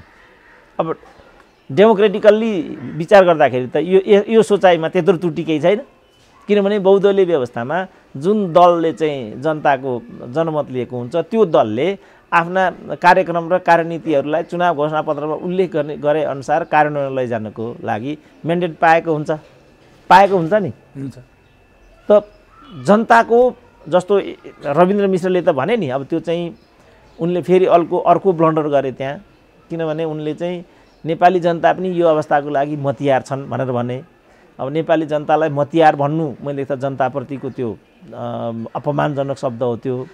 तर उनले भन्न खोजेको कुरा चाहिँ के भने जनता पनि त यो व्यथितिको लागि सतर्क भएनन् भन्न खोजेको उनले। उनको बिचरा राजनीतिक अभ्यास नभएको हुनाले त्यो ठिक टर्मिनोलोजी उनले त्यहाँ चोइस गर्न चाहिँ चुके होइन। तर उनले भन्न खोजेको जुन मैले भन्न खोजेको र उनले भन्न खोजेको कुराको सार एउटै छ। त्यो के भने राजनीतिक दलहरूले कुशासन, ढलिमुली, भ्रष्टाचार, नातावाद, कृपावाद गरिरहेका छन् भने लाइसेन्स त हामीले दिएका छौँ। किन हामी यस्तो लाइसेन्स उनीहरूलाई दिन्छौँ त? जस्तो मलाई एउटाले अमेरिकाबाट फोन गर्यो, डाक्टर साहब मेरो एउटा यो लाइसेन्स चाहिँ त्यहाँ नेपाल प्रहरीबाट लिएर आएको प्रमाणित गरेर पठाइदिनु पर्यो भन्यो। अनि तिम्रो लाइसेन्स प्रमाणित गरेर पठाउने कुरा नेपाल प्रहरीले गर्ने हो, यो त मसँग सम्बन्धित नै छैन। कसैलाई पनि त्यहाँ सुइँ पठाउनु प्रमाणित गरिदिइहाल्छन्, सिद्धिहाल्यो नि कुरा, मलाई किन भन्नु पऱ्यो बाबु भने मैले। उसले के भन्यो, तर डाक्टर साहब मलाई एउटा समस्या छ भन्यो। के समस्या हो तिम्रो भने, ऊ के भन्छ, मेरो लाइसेन्स नक्कली छ अरे।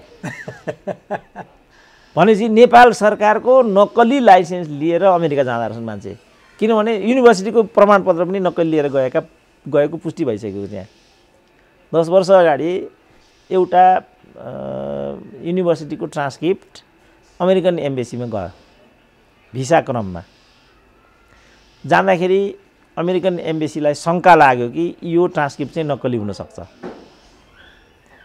यो भेरिफाई गरेर पठाइदियो भनेर उसले त्यो ट्रान्सक्रिप्ट चाहिँ बल्खुमा टियुको परीक्षा नियन्त्रण कार्यालयमा पठाइदियो। त्यो पुष्टि पनि भयो र टियुबाट नक्कली ट्रान्सक्रिप्ट बिक्री हुन थालिसकेको छ भन्ने कुरा त्यही अमेरिकाले पत्ता लगाइदियो। त यो तरिकाले हामीहरूले चाहिँ काम गर्ने एउटा रट्ठापट्ठा जो विकास गरेका छौँ, हामी प्रतिबद्ध छैनौँ। हामीले भनेका चाहिँ लाइसेन्स चाहिँ हामीले पाएका छौँ, हामीले जनताबाट जितेर जस्तो केपी ओलीलाई भनौँ, केपी ओलीको हेर्नु त दम्म, केपी ओली वरिपरिका मान्छेको हेर्नु त उनीहरू कहीँ पनि उनीहरूलाई यो लाग्दैन कि म चाहिँ 5 वर्षको पाहुना हुँ, मैले एउटा दायित्व जनताको, म एउटा कर खाएर जनताको सेवाको लागि म यहाँ छु। एकजनाको बोलीमा त्यो सुनिन्छ त? कसैको बोली, कुनै मन्त्रीको बोली सुन्नु, तपाईँ स्वास्थ्य मन्त्रीको बोली सुन्नुहोस्, गोकुल बास्कोटाको बोली सुन्नुहोस्, बादलका हेर्नु, अनेक हेर्नु त ल, रेप हुन्छ, यो सामान्य कुरा हो अरे। यो पुँजीवादी चाहिँ व्यवस्थाको स्वाभाविक चाहिँ परिणाम अरे। उहाँमाथि पनि त्यो आरोप छ नि त, त्यसरी उहाँ पनि पुँजीवादीकै मतियार हो त उहाँ। त्यस कारणले यो जुन किसिमको जुन गैर जिम्मेवारीपूर्ण अभिव्यक्ति दिने चाहिँ उहाँहरूको एउटा तौर तरिका छ, यो तौर तरिकालाई वैधता दिएको हामीले नै हो, 2/3 दिने हामी नै हौँ। पटकबाट मैले भनेको थिएँ, यो चाहिँ यो नेताको ठाउँमा श्रीमतीलाई राष्ट्रपति बनाउने, छोराको ठाउँमा बुहारीलाई अगाडि सार्ने, नेता मर्यो स्वास्नीलाई टिकट दिने, यो प्रवृत्तिलाई एकचोटि धक्का दिउँ न बाबु हामी भनेर मैले कास्कीका जनतालाई परोक्ष रूपमा आह्वान गरेँ। मान्दैन नि त, अनि के उपाय छ यसको ल भन्नु त? त्यस कारण मैले भने कि यसलाई हामीले प्रतिस्थापन गर्नु पर्यो, यिनीहरूलाई बिल्कुलै नयाँ एउटा नेतृत्व ल्याउनु पर्यो हामीले। अब त्यस्तो हुँदैन भने पनि यस्ता किसिमका दुच्छड स्वभावका मान्छेलाई, गोकुल बास्कोलाई खुल्लमखुल्ला यो फेसबुके ट्विटरहरूको कुरा हो यो, फेरि म चाहिँ काभ्रेमा चुनाव लड्न जान्छु र मै जितेर धम्क्याइ उनी भनिराखेका छन्। जिते भने होइन, जिते भने यी फेसबुके र यी ट्विटरहरूले देश छोडे भएन। प्रश्न आयो जनताको चाहना चाहिँ के हो त? गोकुल बास्कोटाको जुन शैली छ त्यो शैलीलाई उनको चुनाव क्षेत्रका जनताले सम्मति दिन्छन् भने हामीले काठमाडौँमा कराएर हुन्छ त?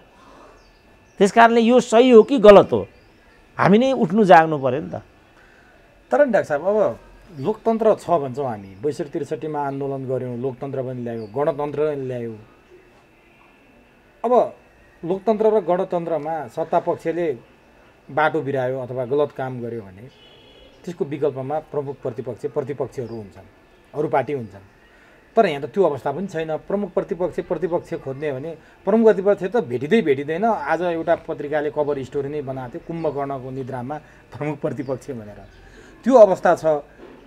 अब जनताले विकल्प पनि खोजेर नभेट्ने भइगयो, वैकल्पिक शक्ति बनेर आएकाहरू कहाँ छन् देखिँदैनन् भने अब तपाईँले भने जस्तो 100औं वर्ष अझ हामी यस्तै अवस्थामा रुमलिनु पर्छ। 100 वर्ष लाग्छ हाम्रो, किनभने गतिलो प्रतिपक्ष प्रमुख प्रतिपक्ष पनि भएन, उपाय छैन। किनभने फेरि महाधिवेशन हुन्छ, फेरि त शेरबहादुरै अध्यक्ष भएर आउँछन् त्यहाँ। किनभने त्यहाँ कुनै त्यो एउटा प्रजातान्त्रिक संस्कार, एउटा पारदर्शिता केही छैन नि त काङ्ग्रेसभित्र। यदि त्यस्तो हुन्थ्यो भने त जो पार्टीलाई चाहिँ करारी हार गराए शेरबहादुरले त्यसको नैतिक दायित्व उनको हुँदैन थियो र। अब अहिले नेपाली काङ्ग्रेस बिग्रियो भने यसको दोष पौडेललाई जान्छ भन्दैछन् शेरबहादुर। त्यो बिचरा निरीह पौडेलले के त्यस्तो गरे होला र त्यहाँ, तर त्यस्तो भन्दैछन् उनी। अब विचार गर्नुपर्छ काङ्ग्रेसले। यो त्यही त तपाईँले अब एकचोटि धक्का देऊ भन्नु हो उपनिर्वाचनमा, उही पुरानै पात्र, पुरानै प्रवृत्ति, पुरानै पार्टी दोहोरिए। अब काङ्ग्रेसले विचार गर्नुपर्छ भन्दा शेरबहादुर नै दोहोरिने होला फेरि त्यहाँ पनि, जनता त तिनै हुन् जिताउने भने 100 वर्षको अझै मैले मेरो आकलन 100 वर्ष हाम्रो नेपाली जनताको नियति 100 वर्षलाई यही हो। यो देश रह्यो भने नि, तर अब यो देशैको के हुन्छ भन्ने कुरा आयो नि त। त्यो पनि सम्भावना छ डाक्टर साहब, अस्वीकार गर्न सकिँदैन किनभने खतरा छ डाक्टर साहब। अब यो त अब हाम्रै जुन शासकीय शैली हो, यो शासकीय शैलीले यति अस्तव्यस्त अवस्थामा कुनै पनि देशको भूगोल अनन्तकालसम्म टिकिरहन मैले देख्दा सम्भव हुँदैन क्या। यसलाई जस्तो पहिले एकचोटि बाबुरामले भनि पनि रहेको थियो, यो प्रकारले हामी अविकास र गरिबीमा रह्यौँ भने स्वतः हामी दक्षिण अथवा उत्तरतिर विलय हुने ठाउँमा पुग्छौँ भनेर उनले एउटा तर्क निकालेको। मान्छेले लकेटे बिचरा उनलाई। भनेको मतलब अब हामीले जस्तो भनौँ न, पूर्व उत्तर पनि चरम विकासमा गयो, दक्षिण पनि चरम विकासमा गयो, हामी चरम अविकासमा रह्यौँ भने के हुन्छ त। अब जस्तो खनिज पदार्थहरू पनि, जस्तो अमेरिकाले र भारतले पनि पेट्रोलियम, फलाम इत्यादि उत्पादन हामीलाई भारतले नै हस्तक्षेप गर्छ नि हामीलाई, त्यो विगत छ। उत्खनन सोध्नुपर्छ, सडक बनाउनु सोध्नुपर्छ हामीले। तपाईँलाई थाहा होला यो कोटेश्वरको बाटो 6 लेनको बनाउनु पऱ्यो भने इन्डियाले स्वीकृति दिनुपर्छ। यो बीपी मार्ग त्यो 4 लेनको बनाउन खोजेको थियो जापानले, मानेन नि इन्डियाले। बीपी कोइरालाकै पालामा यो बनेको प्रोजेक्ट भएको हुनाले यो मार्गको नाम बीपी मार्ग रहेको हो। कति नेपाली जनतालाई थाहा पनि छैन होला त्यति बेलाको बाटो अहिले आएर भन्छ। यस, किनभने इन्डियाले नेपालको बाटो कत्रो बनाउने भन्ने कुरा इन्डियाले सम्मति दिनु पर्दो रहेछ नेपालमा। नेपाली जनतालाई यो थाहा पनि छैन। अहिले पनि हामी त्यो अवस्थामा 100% त्यही छ, 100% त्यही छ। भनेपछि भारतले माइक्रो म्यानेजमेन्ट गर्छ नेपालमा, त्यो साँचो हो। त्यसमा त के दुई मत भयो र? त्यो त दुई मतै भएन। उसले इसारा नगरेको राजदूत पनि हुँदैन, परराष्ट्र सचिव पनि हुँदैन, परराष्ट्र मन्त्री पनि हुँदैन, गृहमन्त्री पनि हुँदैन। त्यो त देखिन्छ। अनि अहिले जुन गोयलको भ्रमण भयो केही समय अगाडि, त्यो विवादास्पद बन्यो। जस्तो गोयल भनेका एकजना सामान्य सहसचिव स्तरका कर्मचारी हुन्। तिनी आएपछि तिनले आफ्नो लेभलको, हाम्रो पनि गुप्तचर संस्थाको प्रमुखलाई भेट्नुपर्ने हो कि रातारात बालुवाटारमा गएर सिधै प्रधानमन्त्रीलाई नि भेट्नुपर्ने, यो प्रोटोकलको हिसाबले पनि अमिल्दो भयो, मिलेन भनेर भनिरहेछन्। डाक्टर साहबले कूटनीतिक हिसाबमा पनि त्यत्तिकै दखल राख्ने भन्नाले यो चाहिँ के भयो यहाँनिर खास? होइन, यो त समकक्षी समान स्तरको हुने प्रचलन चाहिँ छ। अब उनी चाहिँ गोयल एकजना कर्मचारी संयन्त्रका प्रमुख भए। कर्मचारी संयन्त्रले त मैले देख्दा कर्मचारी संयन्त्रमै समकक्षिताको हिसाबले डायलग गर्नुपर्ने मैले देख्दाखेरि। तर अब उनीहरूले खुल्लम खुल्ला दुध पठाउँछु भने को दुध पठाउने, कस्तो दुध पठाउने भन्ने कुरा उनीहरूको हो, हाम्रो होइन भनिदिए। अब हामीले हाम्रै हो भन्ने, खालि हामीले यति भन्ने हो कि समकक्षीयताको आधारमा दुई देशका पदाधिकारीहरू भेटवार्ता चाहिँ तर्जुमा गर्ने यो कूटनीतिक अभ्यास हुन्छ। जस्तो अब अहिले सेनाका प्रमुख आए, सेनाका प्रमुखको सम्पूर्ण देखभाल इत्यादि यहाँका सेना प्रमुखकै हो नि त। प्रसङ्गवश प्रधानमन्त्रीलाई भेट्ने हो र राष्ट्रपतिबाट चाहिँ मानार्थ प्रधान सेनापतिको चाहिँ लिने हो। त्यसपछि त उनी त नेपाली सेनाकै पाहुना हुन्। यही हो नि विषय। अब मानिलिउँ यो ठाउँमा भोलि चाहिँ भारतीय प्रहरीका डाइरेक्टर आए, अनि त्यसको यहाँको जिम्मेवारी नेपाल प्रहरीको हुन्छ। परराष्ट्र सचिव आए, परराष्ट्र सचिवको हुन्छ। परराष्ट्र मन्त्री आए, परराष्ट्र मन्त्रीको हुन्छ।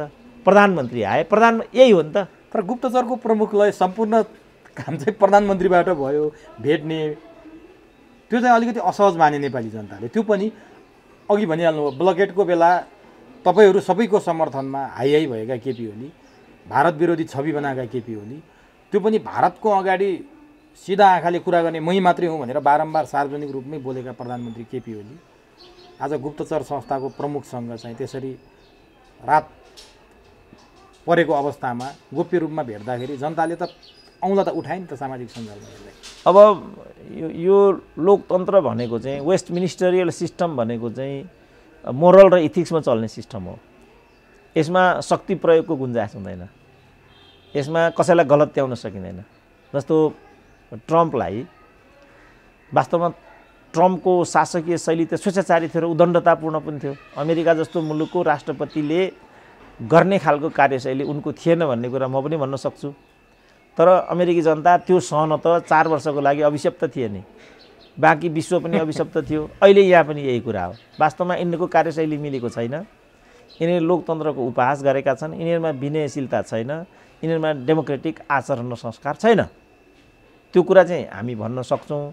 त्योभन्दा बढी त यिनीहरू जस्तो यिनीहरूलाई चाहिँ त्यहाँबाट बेदखल गर्नुपर्छ, थुन्नुपर्छ, कुट्नुपर्छ त हामी भन्न सक्दैनौँ। तर यो हठात रूपमा यसरी भेटिहाल्नुपर्ने, एक त भारत र नेपालको सम्बन्ध बिग्रिएको छ, त्यो नक्सा प्रकरणदेखि त्यो बिग्रेको सम्बन्धलाई कूटनीतिक तहबाट अथवा परराष्ट्र मन्त्रालयको तहबाट मन्त्री स्तरीय हुन सक्थ्यो, सचिव स्तरीय हुन सक्थ्यो। अब परराष्ट्र मन्त्री स्तरीयबाट अथवा राजनीतिक रूपमा त्यसरी समाधान गर्नुपर्ने झ्याप्प एउटा चाहिने सहसचिव स्तरको कर्मचारी आउँदा प्रधानमन्त्रीले किन स्वीकार्नुभयो होला भनेर चाहिँ अलिकति आशंका र अर्थपूर्ण रूपमा हेरिएको छ नि। होइन, यो त उनीहरूले आफ्नो स्ट्यान्ड छोडेकै छन्। जस्तो इपिजीको रिपोर्ट यिनीहरूले यति तामझाम गरेर इपिजीको रिपोर्ट बनाए, त्यही इपिजीमा काम गरेको आधारमा उनीहरूकै सिफारिसमा भारतमा निलाम्बरलाई राजदूत बनाएर पनि लगे। उनीहरूले आफ्नो कुरा काहीँ पनि छोडेको छैन। अब त्यसपछि नरेन्द्र मोदीले चाहिँ डाइरेक्ट जनकपुरको भ्रमण गरे, कमान्डो पनि ल्याए उतैबाट, सम्पूर्ण सुरक्षा संयन्त्रहरू साधनहरू पनि ल्याए। माथि एउटा ठुलो मन्दिर मुक्तिनाथको, त्यो ठुलो मन्दिरभित्र जहाँ उनी गए त्यो धार्मिक दृष्टिकोणले पनि अनधिकृत भन्ने कुरा छ, गरे। त्यसको प्रत्यक्ष प्रसारण भयो, त्यो पनि धार्मिक मर्यादाको विपरीत भन्ने छ। त्यसपछि यहाँ पशुपतिनाथको मन्दिरमा पनि त्यही कुरा भयो, त्यही कुरा उनले गरे। सारा गर्भगृह चाहिँ त्यहाँ खुला गर्ने काम पनि भयो। त्यसपछि यो प्रकरण आइराखेको छ। उनीहरू के देखाउन चाहन्छन् भने नेपाल अलमोस्ट एउटा भारतीय राज्य सरहको मुलुक हो, त्यसको स्वतन्त्र अस्तित्व भन्ने कुरा र नेपालसँग भारतसँगको समकक्षीयता भन्ने कुरा कथा मात्रै हो, त्यसको समकक्षीयता नै छैन। यस्ता किसिमका व्यवहारबाट उनीहरू त्यो सन्देश दिन चाहिँ खोजिराखेका छन्। अहिलेको सन्देश पनि त्यही हो। त्यो सन्देश दिन उनीहरूले क्रोनोलोजी यसको हेर्नु न। जस्तो यिनकै राजैलाई पनि त सुरुमा नरेन्द्र मोदीसँग भेट यिनको छ कि छैन त्यो मलाई सम्झना छैन, तर यिनी उत्तर प्रदेशको चाहिँ चिफ मिनिस्टरलाई गएर भेटिरहेका छन्।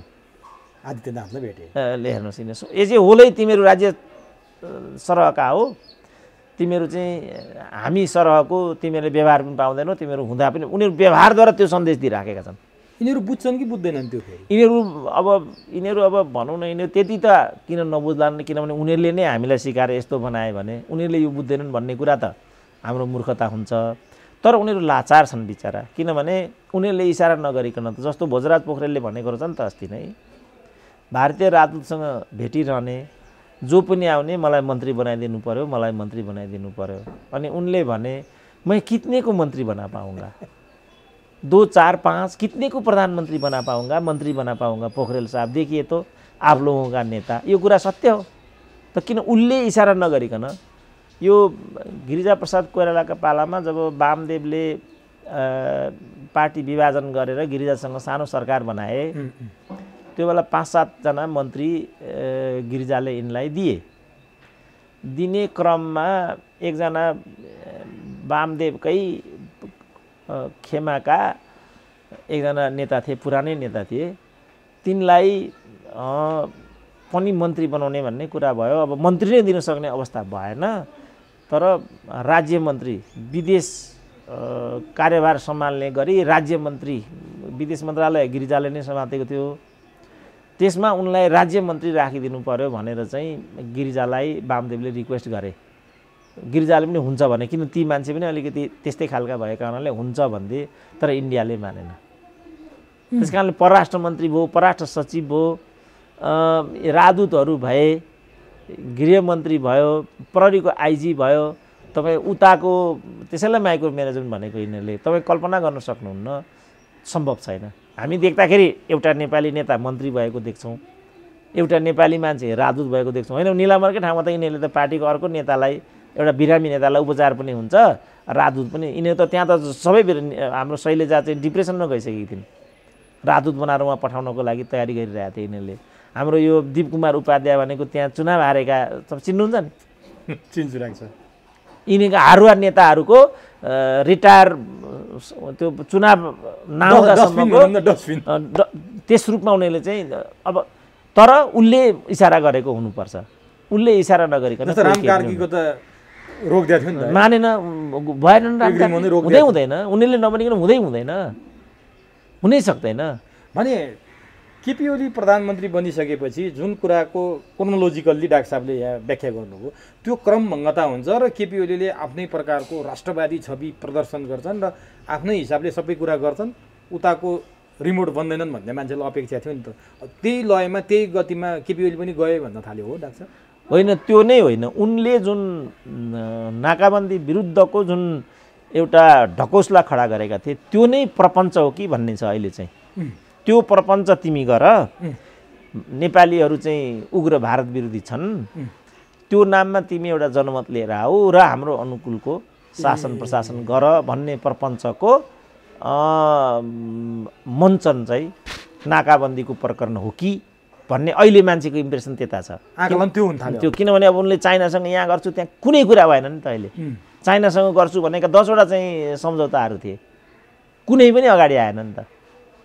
जस्तो अब भनौँ अहिले अघि मैले भने नि, अब अहिले हामीलाई नाकाबन्दी लाग्यो मानिलिउँ, के विकल्प छ त हामीसँग? के वैकल्पिक तयारी गरेका छौँ हामीले? छ केही? जस्तो अहिले चाहिँ हामीसँग कोरोना आइलाग्यो, एउटा अस्पताल पनि हामीले एउटा चाहिँ पिसिआर टेस्ट गर्ने हस्पिटल हामीसँग रहेनछ। अहिले पनि एउटा पनि अस्पताल बनाएको छैन। यिनै निजी र यी अस्पताल र कोरोना अस्पताल घोषणा गरिदिउँ भनिदियो, सिद्धि सरकार तर्फबाट केही पनि तयारी भएको छैन। त हामीले त साँच्चै हामीमा देशभक्ति हो भने, साँच्चै हामीमा लोकतन्त्र हो भने, साँच्चै हामीमा कम्युनिस्ट पार्टी हो भने हामीले त त्यो अनुसारको कार्यपद्धतिमा जानु पर्यो नि त। सर्वसुलभ शिक्षा हुनु पर्यो, मेडिकल एजुकेसन सर्वसुलभ हुनु पर्यो, वैज्ञानिक र गुणस्तरयुक्त शिक्षा हुनु पर्यो, त्यही अनुसारका कूटनीतिक कर्मीहरू विकास गर्ने हामीले चाहिँ शिक्षालयहरू अगाडि ल्याउनु पर्यो। तर नि डाक्टर साहब, अब यति शक्तिशाली सरकार हुन त त्यो विभिन्न गुटबाट आएका मन्त्रीहरू भएको हुनाले त्यो कुन बेला कुन मन्त्री फुस्किने हो, को कहाँ गएर कसरी चाहिँ समीकरण बनाउने हो, त्यो डाक्टर साहबले राम्रोसँग अध्ययन गरे हुनाले ठ्याक्क भन्नुहुन्छ। यस्तो अवस्थामा बाहिरबाट हेर्दा त कम्युनिस्ट पार्टीको सरकार छ, जे पनि गर्न सक्छ भन्ने मान्छेले बुझिरहेछन्। कहाँनिर के कारणले अप्ठ्यारो परेर केपी ओलीले डेलिभरी गर्न सकेन त सरकार? होइन, उनीहरू डेलिभरी अहिले पनि त केपी ओलीले मैले केही अप्ठ्यारो पर्यो, यस्तो उस्तो पर्यो, डेलिभरी गर्न सकिनँ भन्ने कुरा उनलाई काहीँ पनि रिग्रेट छैन नि त। उनको एउटै कुरा के छ भने पार्टीले मलाई सहयोग गरेन। अब उनले एउटै रटान लगाउँछन्, कोरोनाले हामीलाई केही पनि गर्न दिएन, सिद्धि हो नि त कुरा। हुनु पनि हो, अब हुन पनि हो, तर महत्त्वपूर्ण कुरा त के प्रयास गरियो भन्ने कुरा हो नि त। जस्तो कोरोना आउँथ्यो, कोरोना आयो, यो कसैले निम्तो गरेर ल्याएको कुरा त होइन। तर हामीले यो कोरोनालाई व्यवस्थापन गर्न चालेका कदमहरू चाहिँ के हो नि त, त्यो महत्त्वपूर्ण कुरा हो नि त। जस्तो यसमा मेडिकल विपेनहरूको चाहिँ हामीले चाहिँ किनमेल गऱ्यौँ, सबभन्दा ठुल्ठुला घोटालाहरू त्यहाँ भए भन्ने छ। हामीले त्यो घोटाला नगरेको मात्रै भयो। जस्तो पिसिआर टेस्टको खर्च नै अहिले चाहिँ निजी क्षेत्रमा चाहिँ 1500 रुपियाँले गरिराखेको छ, उनीहरू 5000 दिइराखेका छन्।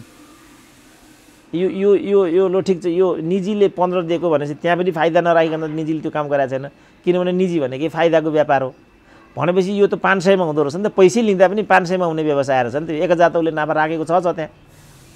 त्यस्तै किसिमले जुन मेडिकल विपनहरू हुन्थे, ती विपनहरू चाहिँ 3000 रुपियाँमा साहुहरूले दिन सक्दाखेरि यिनीहरूले 15000 लिए।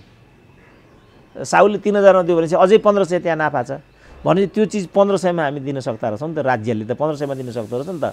त यो तरिकाले नोमिनल शुल्कमा तपाईले सेवा दिन सक्ने त्यो त्यो त्यो त्यो त्यो त्यो सम्भावना गुन्जाइस देखियो यहाँ। त त्यो विधिबाट उनीहरू गएका भए जनताले पनि नोमिनल पैसा त जसले पनि तिर्छ नि त।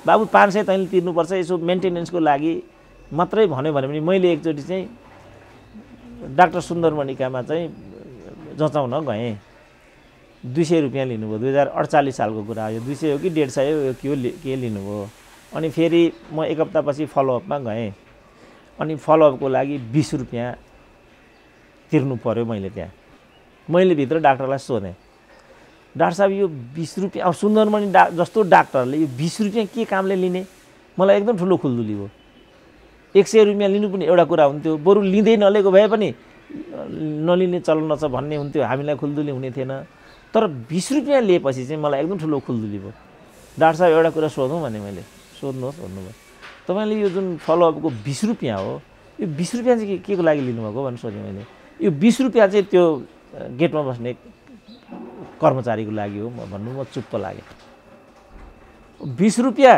उहाँको लागि सानो कुरा भयो त्यो मान्छेलाई त 20 रुपियाँ त ठुलो कुरा भयो नि त किनभने त्यहाँ त केही नभए पनि दिनमा 100 जना मान्छे आउँछन् होला त 100 जना मान्छेमध्ये 50 चाहिँ फलोअपका भयो भने 50-20 भनेको त ठुलै पैसा भने एउटा साधारण कामदारको 48 सालतिरको कुरा त भने चाहिँ सानो पैसा त हामी तिर्न सक्छौँ नि सरकारलाई अनि हामी नै प्रचार के गर्छौँ जस्तो मैले सुन्दरमणिको कति यहाँ मैले प्रचार गरेँ त अब मान्छेलाई क्युरियोसिटी भयो सुन्दरमणि डाक्टर भन्ने के रहेछ पटक पटक सुरेन्द्र केसीले सुन्दरमणिको नाम लिइराखेको छ यसको पनि मलाई कतिले मलाई फोन नै गर्छन् मेरो ट्रिटमेन्ट सुन्दरमणिले गरेको हुनाले डाक्टर साहब हजुर सुन्दरमणिलाई भनिदिनु पर्यो अथवा उहाँको नम्बर के हो मलाई यहाँ दिनमा एउटा त त्यस्तो खालको फोन आइराखेको हुन्छ त अब सरकार भए ठाउँमा आउँ सरकारले पनि त त्यो विधिबाट काम गरिदिएको भए सरकारको पनि त लोकप्रियता बढ्ने थियो जस्तो मैले भने नाकाबन्दी विरुद्ध केपी ओली आए त्यसो पनि वैकल्पिक व्यवस्था गर्नु पर्यो नि त किन म्यान्डेटै त्यही हो नि किन हामीले त्यहाँ भोट हाल्यौँ भने उनले चाहिँ भारतको जुन एउटा थिचोमिचो हो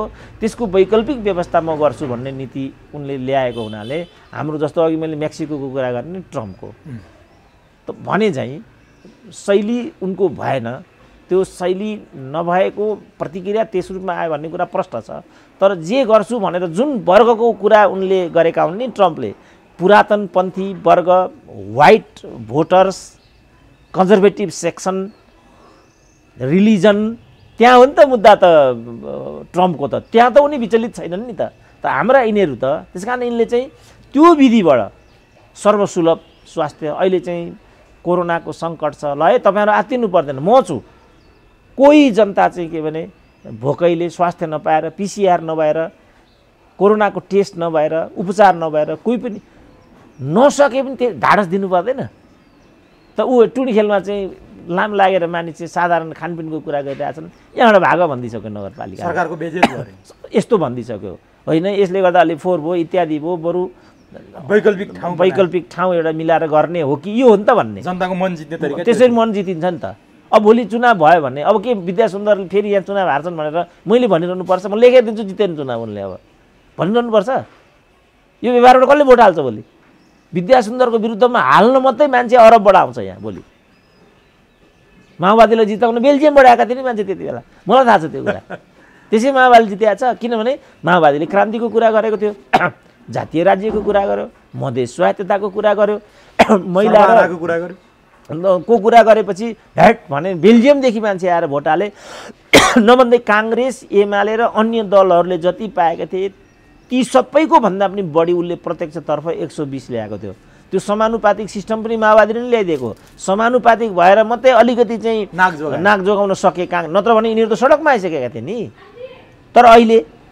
यसो हेरे यो त ठगी रहेछ सर्वहाराको नाममा मजदुरको नाममा क्रान्तिको नाममा यो त ठगी पो गर्दो रहेछ भनेर वाक्क हान्दिएर लौ त बरु भनेर अब अहिले गणतन्त्रको क्याम्पेनर को भए भन्दाखेरि गणतन्त्र नेपालमा गणतन्त्र भन्नु र ठेलागाडा चढेर अमेरिका पुग्नु एउटै कुरा हो भन्ने मान्छे अब अहिले गर्दा गर्दै यिनीहरूको सङ्घीयता लोकतान्त्रिक भन्ने पनि उडाइदिए भन्ने कुरा म सुन्दैछु अब जस्तो डाक्टर साहबले अगाडि काङ्ग्रेस एमाले र अन्य मिलाएर भन्दा पनि धेरै सिट ल्याएको थियो त्यही बेला 64 सालमा केपी ओलीले एउटा भविष्यवाणी गरेका छन् उनको त्यो अहिले पनि सुन्न सकिन्छ अबको 10 वर्षपछि माओवादी रहँदैन भनेर केपी ओलीले बोलेका छन् ठ्याक्कै संयोग पनि परेछ 2074 सालमा माओवादी रहेन माओवादी त एमालेमा विलय भए जस्तो भइसक्यो भने के केपी ओलीको साँच्चीकै भित्री मनसाय माओवादी प्रचण्ड र माओवादीको लोगो नै समाप्त पार्ने हो होइन उनी त यो झापा आन्दोलनमा आएका हुन् र झापा आन्दोलनको उग्रपन्थी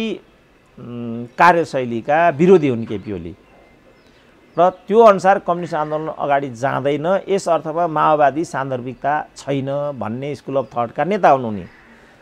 त्यो अनुभवको आधारमा यो माओवादी, किनभने यी माओवादीलाई बा उनले चिनेको पनि थियो कि, किनभने यो माओवादीले त यो सबै त भवन्डर खडा गरेर यहाँ आउनु रहेछ भन्ने कुरा त हामी आम मान्छेले पो अहिले बुझ्यौँ त। बा उनीहरूलाई पहिले उनले कसलाई, यो प्रचण्डलाई नै हो क्यारे, उनले मैले राम्रोसँग यिनलाई चिनेको छु भनेर छ केपी ओलीले, प्रचण्ड भन्ने मान्छेलाई मैले एकदम राम्रोसँग चिनेको छु भनेर छ। बा उनले चिनेको थियो कि।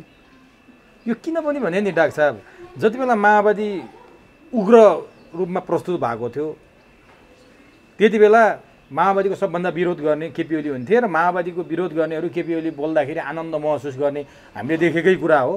केपी ओलीले युथ फोर्स बनाए, वाइसिएललाई काउन्टर दिन गरेकै हो, त्यो पनि देखेकै हो। माओवादीको सबैभन्दा बढी प्रतिरोध कसैले गर्थ्यो भने केपी ओली नै थिए।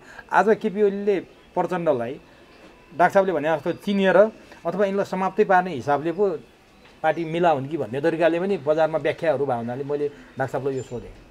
अब त्यो मैले त त्यसरी सोचेको छैन। तर यो बारेमा यो तरिकाबाट पनि बजारमा छलफल सुरु भएको छ अहिले होइन। अब त्यो गर्छन्, अब त्यो गर्छन् भने त्यो कुरालाई त्यसरी नै के हो भनेर आकलन गर्ने पहिलो जिम्मेवार एउटा जिम्मेवारी त प्रचण्डकै हो नि त। प्रचण्ड यसमा के भन्छन् त? अब यो किन पनि भन्न अहिले मलाई यो चाहिँ सोध्न मन लाग्यो भने डाक्टर साहब, जस्तो केपी ओलीले केही समय त माधव नेपाललाई कर्नरमा पुर्याएर प्रचण्डसँग मिलेमतो गरे जसरी पार्टी चलाए। अब अहिले पछिल्ला दिनमा प्रचण्डलाई फकाए, गलाए, जे गरेर पनि नभएपछि फेरि माधव नेपाललाई च्यापेर प्रचण्डलाई चाहिँ कर्नरमा पुर्याउन थालेको कुराहरू, प्रदीप नेपालसँगका भेट हुन् अथवा के कुराहरू आए नि त बजारमा, यसले सङ्केत गर्दैन र डाक्टर साहब बुझ्न अलिकति अप्ठ्यारो हुने हो र यो विषय? यो होइन, यो तपाईँहरूको आफ्नो खालको बुझाइ छ, मेरो त्यसमा केही भन्नु यो होइन। वास्तविक त के छ होइन? अब यो त मैले देख्दाखेरि त जुन 2.5 वर्षको प्रधानमन्त्रीत्व हो नि, जुन दिन प्रचण्डले त्यो छोडे, यी सबै कुरा त्यसपछिका हो भन्ने मेरो आफ्नो बुझाइ छ। र म यो प्रदीप नेपाल सेपाल यिनीहरूमा म जान चाहन्न। किन प्रचण्डले त्यो 5 वर्षे प्रधानमन्त्री, आखिर यो झगडा भनेको त त्यही प्रधानमन्त्रीत्वको हो कि प्रचण्डले भन्नु पर्यो यो मेरो झगडा चाहिँ प्रधानमन्त्रीत्वको लागि होइन भनेर, जस्तो उनले भन्ने पनि गरेको छ, यो पदको लागि भन्छन् मान्छे, पदको लागि होइन भनेर। मान्छे मान्दैन नि यो कुरा, के को लागि हो त यो रोइलो? तर प्रचण्डले हिजो फेरि एउटा कुरा बोलेको छ नि, जस्तो तपाईँले राजीनामा माग्या भनेर भन्नुभयो, कसैले राजीनामा मागे छैन, कसले माग्यो तपाईँको राजीनामा भनेर केपी ओलीले प्रश्न पनि गरे भन्ने कुरा पनि आएको छ। आखिर राजीनामा प्रचण्डको मुखबाट त आएको थिएन, यो केपी ओलीको राजीनामा चाहिँ कसले मागेको थियो वास्तव? ठिक छ, केपी ओली कसले मागेको राजीनामा भनेर प्रचण्डले भनेका हुन् भने त्यसो भने आफ्नो बाटो छुट्याएर जाउँ भन्ने कुरा पनि केपी ओलीले भनेको होइन भन्ने छ। त्यसमा चाहिँ उनी के भन्छन् त फेरि? त्यस कारणले घिउ बेचुवा र तरवार बेचुवाहरू हुन्। घिउ बेच्ने र तरवार बेच्नेको पनि हामीले नाम पटक पटक उदाहरण गऱ्यो भने यी घिउ व्यापारीहरूकै बदनाम हुने भयो यहाँ त। होइन, अब अर्को फेरि मलाई सोध्न मन लाग्यो नि डाक्टर साहब, प्रचण्ड हिजोको बैठकमा जाँदाखेरि अब वार्ताको लागि म बालुवाटार छिर्दैन भनेर आए भन्ने कुरा पनि सार्वजनिक भयो कि यो तहीसम्म पुग्यो? यो बच्चाको झगडा जस्तो हुन्छ नि, मलाई त्यो पत्ता लाग्दैन। के साँच्चै उनी बालुवाटार जाँदैनन् त? प्रश्न त खडा भयो नि। अब म यो पत्याउँदिनँ, किनभने यो नै हो भन्ने मन लाग्दैन, किनभने यो तपाईँले भने जस्तो केटाकेटी कुरा नै हुन्छ। अब के त्यसो भने हामी अनुमान गरौँ त प्रचण्ड फेरि बालुवाटार नजालान्?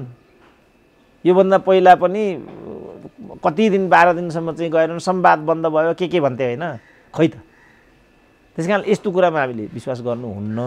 आज त्यो अलिकति छनक पनि देखियो नि, जस्तो केपी ओलीले बैठकै बसाउन मानेनन्, केपी ओलीले बैठक सैठक किन राख्नु पर्यो, अब मेरो राजीनामा माग्ने हो भने माग्नुहोस्, म पनि अप्रिय निर्णय गर्न तयार छु भनेर भने, बैठकै राखेनन् भनिसकेपछि प्रचण्डले आज बैठक बोलाए, सचिवालयको 3 बजे बैठक बोलाए। केपी ओली नजाने, बादल पनि नजाने, विष्णु पौडेल, ईश्वर पोखरेल नजाने, तर अरू जाने भन्ने कुरा आयो सचिवालयको, अनौपचारिक भनिएको छ। फेरि धुम्मा राईमै बोलाएका छन्। यो किन, यो के गर्न खोज्या प्रचण्डले? के होइन, त्यो अब पहिला त त्यसको आधिकारिकता चाहिन्छ होइन। यदि त्यो हो भने मेरो लागि त्यो नयाँ विषय बन्दैन। किन मैले के भनेको छु भने यो पार्टी विभाजन भन्ने कुरा घोषणा गर्न मात्रै बाँकी हो, मेरो पोजिसन त्यो हो। अब यदि तपाईँले भनेको कुरामा आधिकारिकता छ भने भरे बेलुका एउटा घोषणा हुन पनि सक्छ। आज त्यस्तो भयो भने मैले जे भनेको छु त्यही कुरा मिल्न आउँछ। यदि अनौपचारिक बैठकमा प्रधानमन्त्री ओली लगायतका केही मान्छेहरू गएनन् भने पार्टी घोषणा हुन सक्छ। नो त्यो सचिवालयको बैठक हो भने, किनभने उनी त कार्यकारी अधिकारी हुन्। कार्यकारी अधिकारीको हिसाबले उनले चाहिँ बैठक बोलाउन सक्ने अवस्था भयो। हजुर, त्यसलाई तपाईँले भने जस्तो बैठक नै मानियो भनेदेखि त्यो त अनधिकृत हुन्छ, किनभने दुईटा अध्यक्षको सहमति बिना त्यहाँ केही पनि कुरा हुँदैन भन्ने वैधानिक व्यवस्था छ। तर अनौपचारिक किन भने यिनीहरूले फेरि अरू के भनौँ त, दुईटाले नभइकन त्यो त कानुनी नै हुँदैन त बाबु, त्यो त गैर कानुनी हुन्छ। पार्टीको विधानले के भन्छ भने कुनै पनि महत्त्वपूर्ण निर्णयमा दुईटा अध्यक्षको सहमति चाहिन्छ र दुईटा अध्यक्षको हस्ताक्षरपछि मात्रै त्यो कागज चाहिँ वैधान। जस्तो तपाईँ कर्णाली प्रदेशको हेर्नुहोस् न, कर्णालीमा एउटा अध्यक्षले एउटा परिपत्र गर्यो, अर्को अध्यक्षले अर्को परिपत्र गर्यो। त्यो परिपत्र चाहिँ भोलि पार्टीको अनुशासन कमिटीमा आयो भने त्यो गैर कानुनी हुन्छ। पार्टीको विधानमा त्यो व्यवस्था छ। त्यसकारण यिनीहरूले यो अहिले जुन अन्तरिमकालीन व्यवस्था हो, यो अन्तरिमकालीन व्यवस्थामा केपी ओलीले डरोसँग खुट्टा टेकेको कारण नै त्यही हो नि। यो अन्तरिमकालीन व्यवस्था हो। यो अन्तरिमकालीन व्यवस्थामा एक्लैले काहीँ केही पनि गर्न यिनीहरूले केन्द्रीय कमिटीले यिनीहरूलाई हटाउन पनि सक्छ, फलाउन पनि गर्न सक्छ भनेका छन् नि, केही पनि गर्न सक्दैन त्यसले विधानअनुसार। त्यहाँ केही पनि हुन सक्दैन, बहुमत अल्पमत त्यहाँ कुनै गुन्जाइसै हुँदैन। तर कता के चर्चा हुन थाल्यो भने अविश्वासको प्रस्तावको लागि चाहिँ नि हस्ताक्षर सङ्कलन भएर केपी ओली विरुद्ध अविश्वासको प्रस्ताव पनि आउन थाल्यो भनेर पनि बोल्न थाल्यो फेरि कतिपय। त्यो हो भने मध्यावधिमा जान्छ देश, केपी ओली मध्यावधिमा जान्छ। अब प्रचण्डहरूले केही अप्रिय निर्णय गर्न सक्ने अवस्था रहन्छ कि रहँदैन? होइन, मैले त पहिल्यै भनिसकेँ नि, यो घोषणा गर्न मात्रै बाँकी हो भनेपछि उनीहरू दुई पार्टी हुन्, अहिले नै अलरेडी दुई पार्टी हुन्। त्यो अवस्थामा माधव नेपालको भूमिका के हुन्छ? उनी के पूर्व माओवादीतिर जान्छ? होइन, माधव नेपाल बिना त प्रचण्ड त्यो गर्नै सक्दैन नि, किनभने ठुलो सङ्ख्या माधव नेपालसँग छ। तर कतिपयले के भन्छन् भने माधव नेपालले अन्तिम अवस्थामा कुनै पनि हालतमा केपी ओलीलाई छोड्दैनन्, धोका चाहिँ प्रचण्डलाई नै हुन्छ भन्नेहरू पनि छन् नि, त्यो हुनसक्छ? अनि त्यो भयो भने पार्टी विभाजित हुन्छ, आफ्नो समूहमा जान्छन् त के नयाँ कुरा हुन्छ? प्रचण्डबाट आएका बादल लगायतका जो हाम्रो भट्ट छन् नि मन्त्री, लेखराज भट्ट बादल लगायतका मान्छे फेरि प्रचण्डतिर नजाने पो हुन् कि भन्ने पनि देखिरहेको छ फुट्दै। होइन, प्रचण्डतिर उनीहरू गएनन् भने भीमरावलहरू जान्छन् त के भयो? यी त चाहिँ घिउ बेचुवा र तरुवाल बेचुवा जस्ता न हुन्। जस्तो अहिले मलाई यो कुरा भन्छन्, यो खेमा यता छ, यो खेमा यता छ भन्छन्। के खेमा भनेको? भट्ट भन्ने ऊ खेमाको हो, टोपबहादुर भनेको ऊ खेमाका हुन्, बादल भनेको ऊ खेमाका हुन्, यता छन्। भीमरावल यो खेमाका हुन्, माधव नेपाल यो खेमाका हुन्, झलनाथ यो खेमाका हुन्। यो खेमा छ यहाँ। यो त खालि पद पाउनेको एउटा खेमा छ, नपाउनेको अर्को खेमा छ, पाउने सम्भावना भएको तेस्रो खेमा छ, कुनै सम्भावना नभएको चौथो खेमा छ। इमान्दार कार्यकर्ताहरू पाँचौँ खेमामा छन्। भने कतिपयले के आकलन गरिरहेछन् भने 10 तिहार पछाडिसम्म यिनीहरू कुनै पनि हालतमा दुईटा बन्छन् भन्नेहरू छन्। राष्ट्रिय अन्तर्राष्ट्रिय तपाईँले त अर्को शक्तिको पनि धेरै चर्चा गर्नुहुन्थ्यो, त्यो शक्ति सक्रिय भएको छ। जस्तो गोयलको भ्रमण त्यसैको सङ्केत हो र पछाडि अहिले भएको यो नरवाणेको भ्रमण पनि अप्रत्याशित रूपमा भएको छ, किनभने भारत र नेपालको सम्बन्ध राम्रो थिएन। तिनी अचानक नेपाल आउनुको पछाडि यो अर्थपूर्ण छ, यसले पनि त्यहाँ खेलिरहेको छ, यो शक्तिले केही न केही यहाँ दुर्घटना गराउँदैछ भन्छ। त्यो हो डाक्टर? अनि त्यो भए पनि आउटर फ्याक्टर चाहिँ राजनीतिमा सेकेन्डरी हुन्छ, प्राइमरी फ्याक्टर भनेको चाहिँ इनर फ्याक्टर नै हुन्छ। यिनीहरू नै स्वार्थले गर्दा विभाजनको तम तयारीमा छन्। अनि त्यो बाहिरी भनेको चाहिँ यो के को न्यानो भन्छन् नि, त्यसको न्यानो मात्रै हो। वास्तविक न्यानो हुनको लागि त शरीरमै हिट हुन्छ नि त मान्छेमा।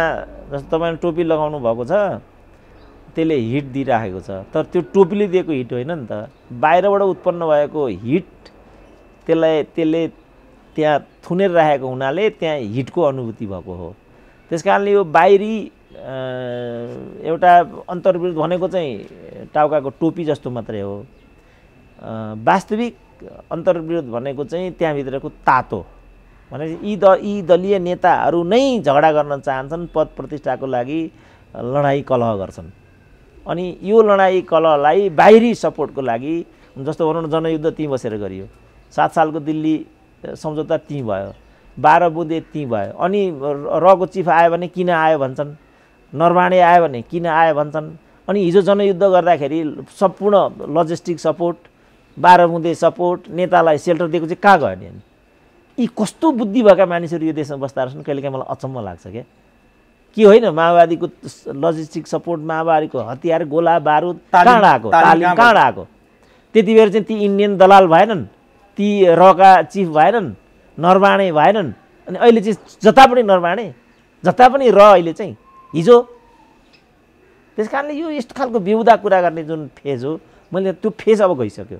अब हामी सिरियस हुनुपर्छ र ग्राउन्ड रियालिटीमा आउनुपर्छ। हामी बेइमान छौँ, हाम्रा नेताहरू बेइमान छन्, उनीहरूले राजनीति गरेको होइन, यो उनीहरूको राजनीतिक व्यवसाय हो, यसबाट उनीहरू लाभांश लिन चाहन्छन्।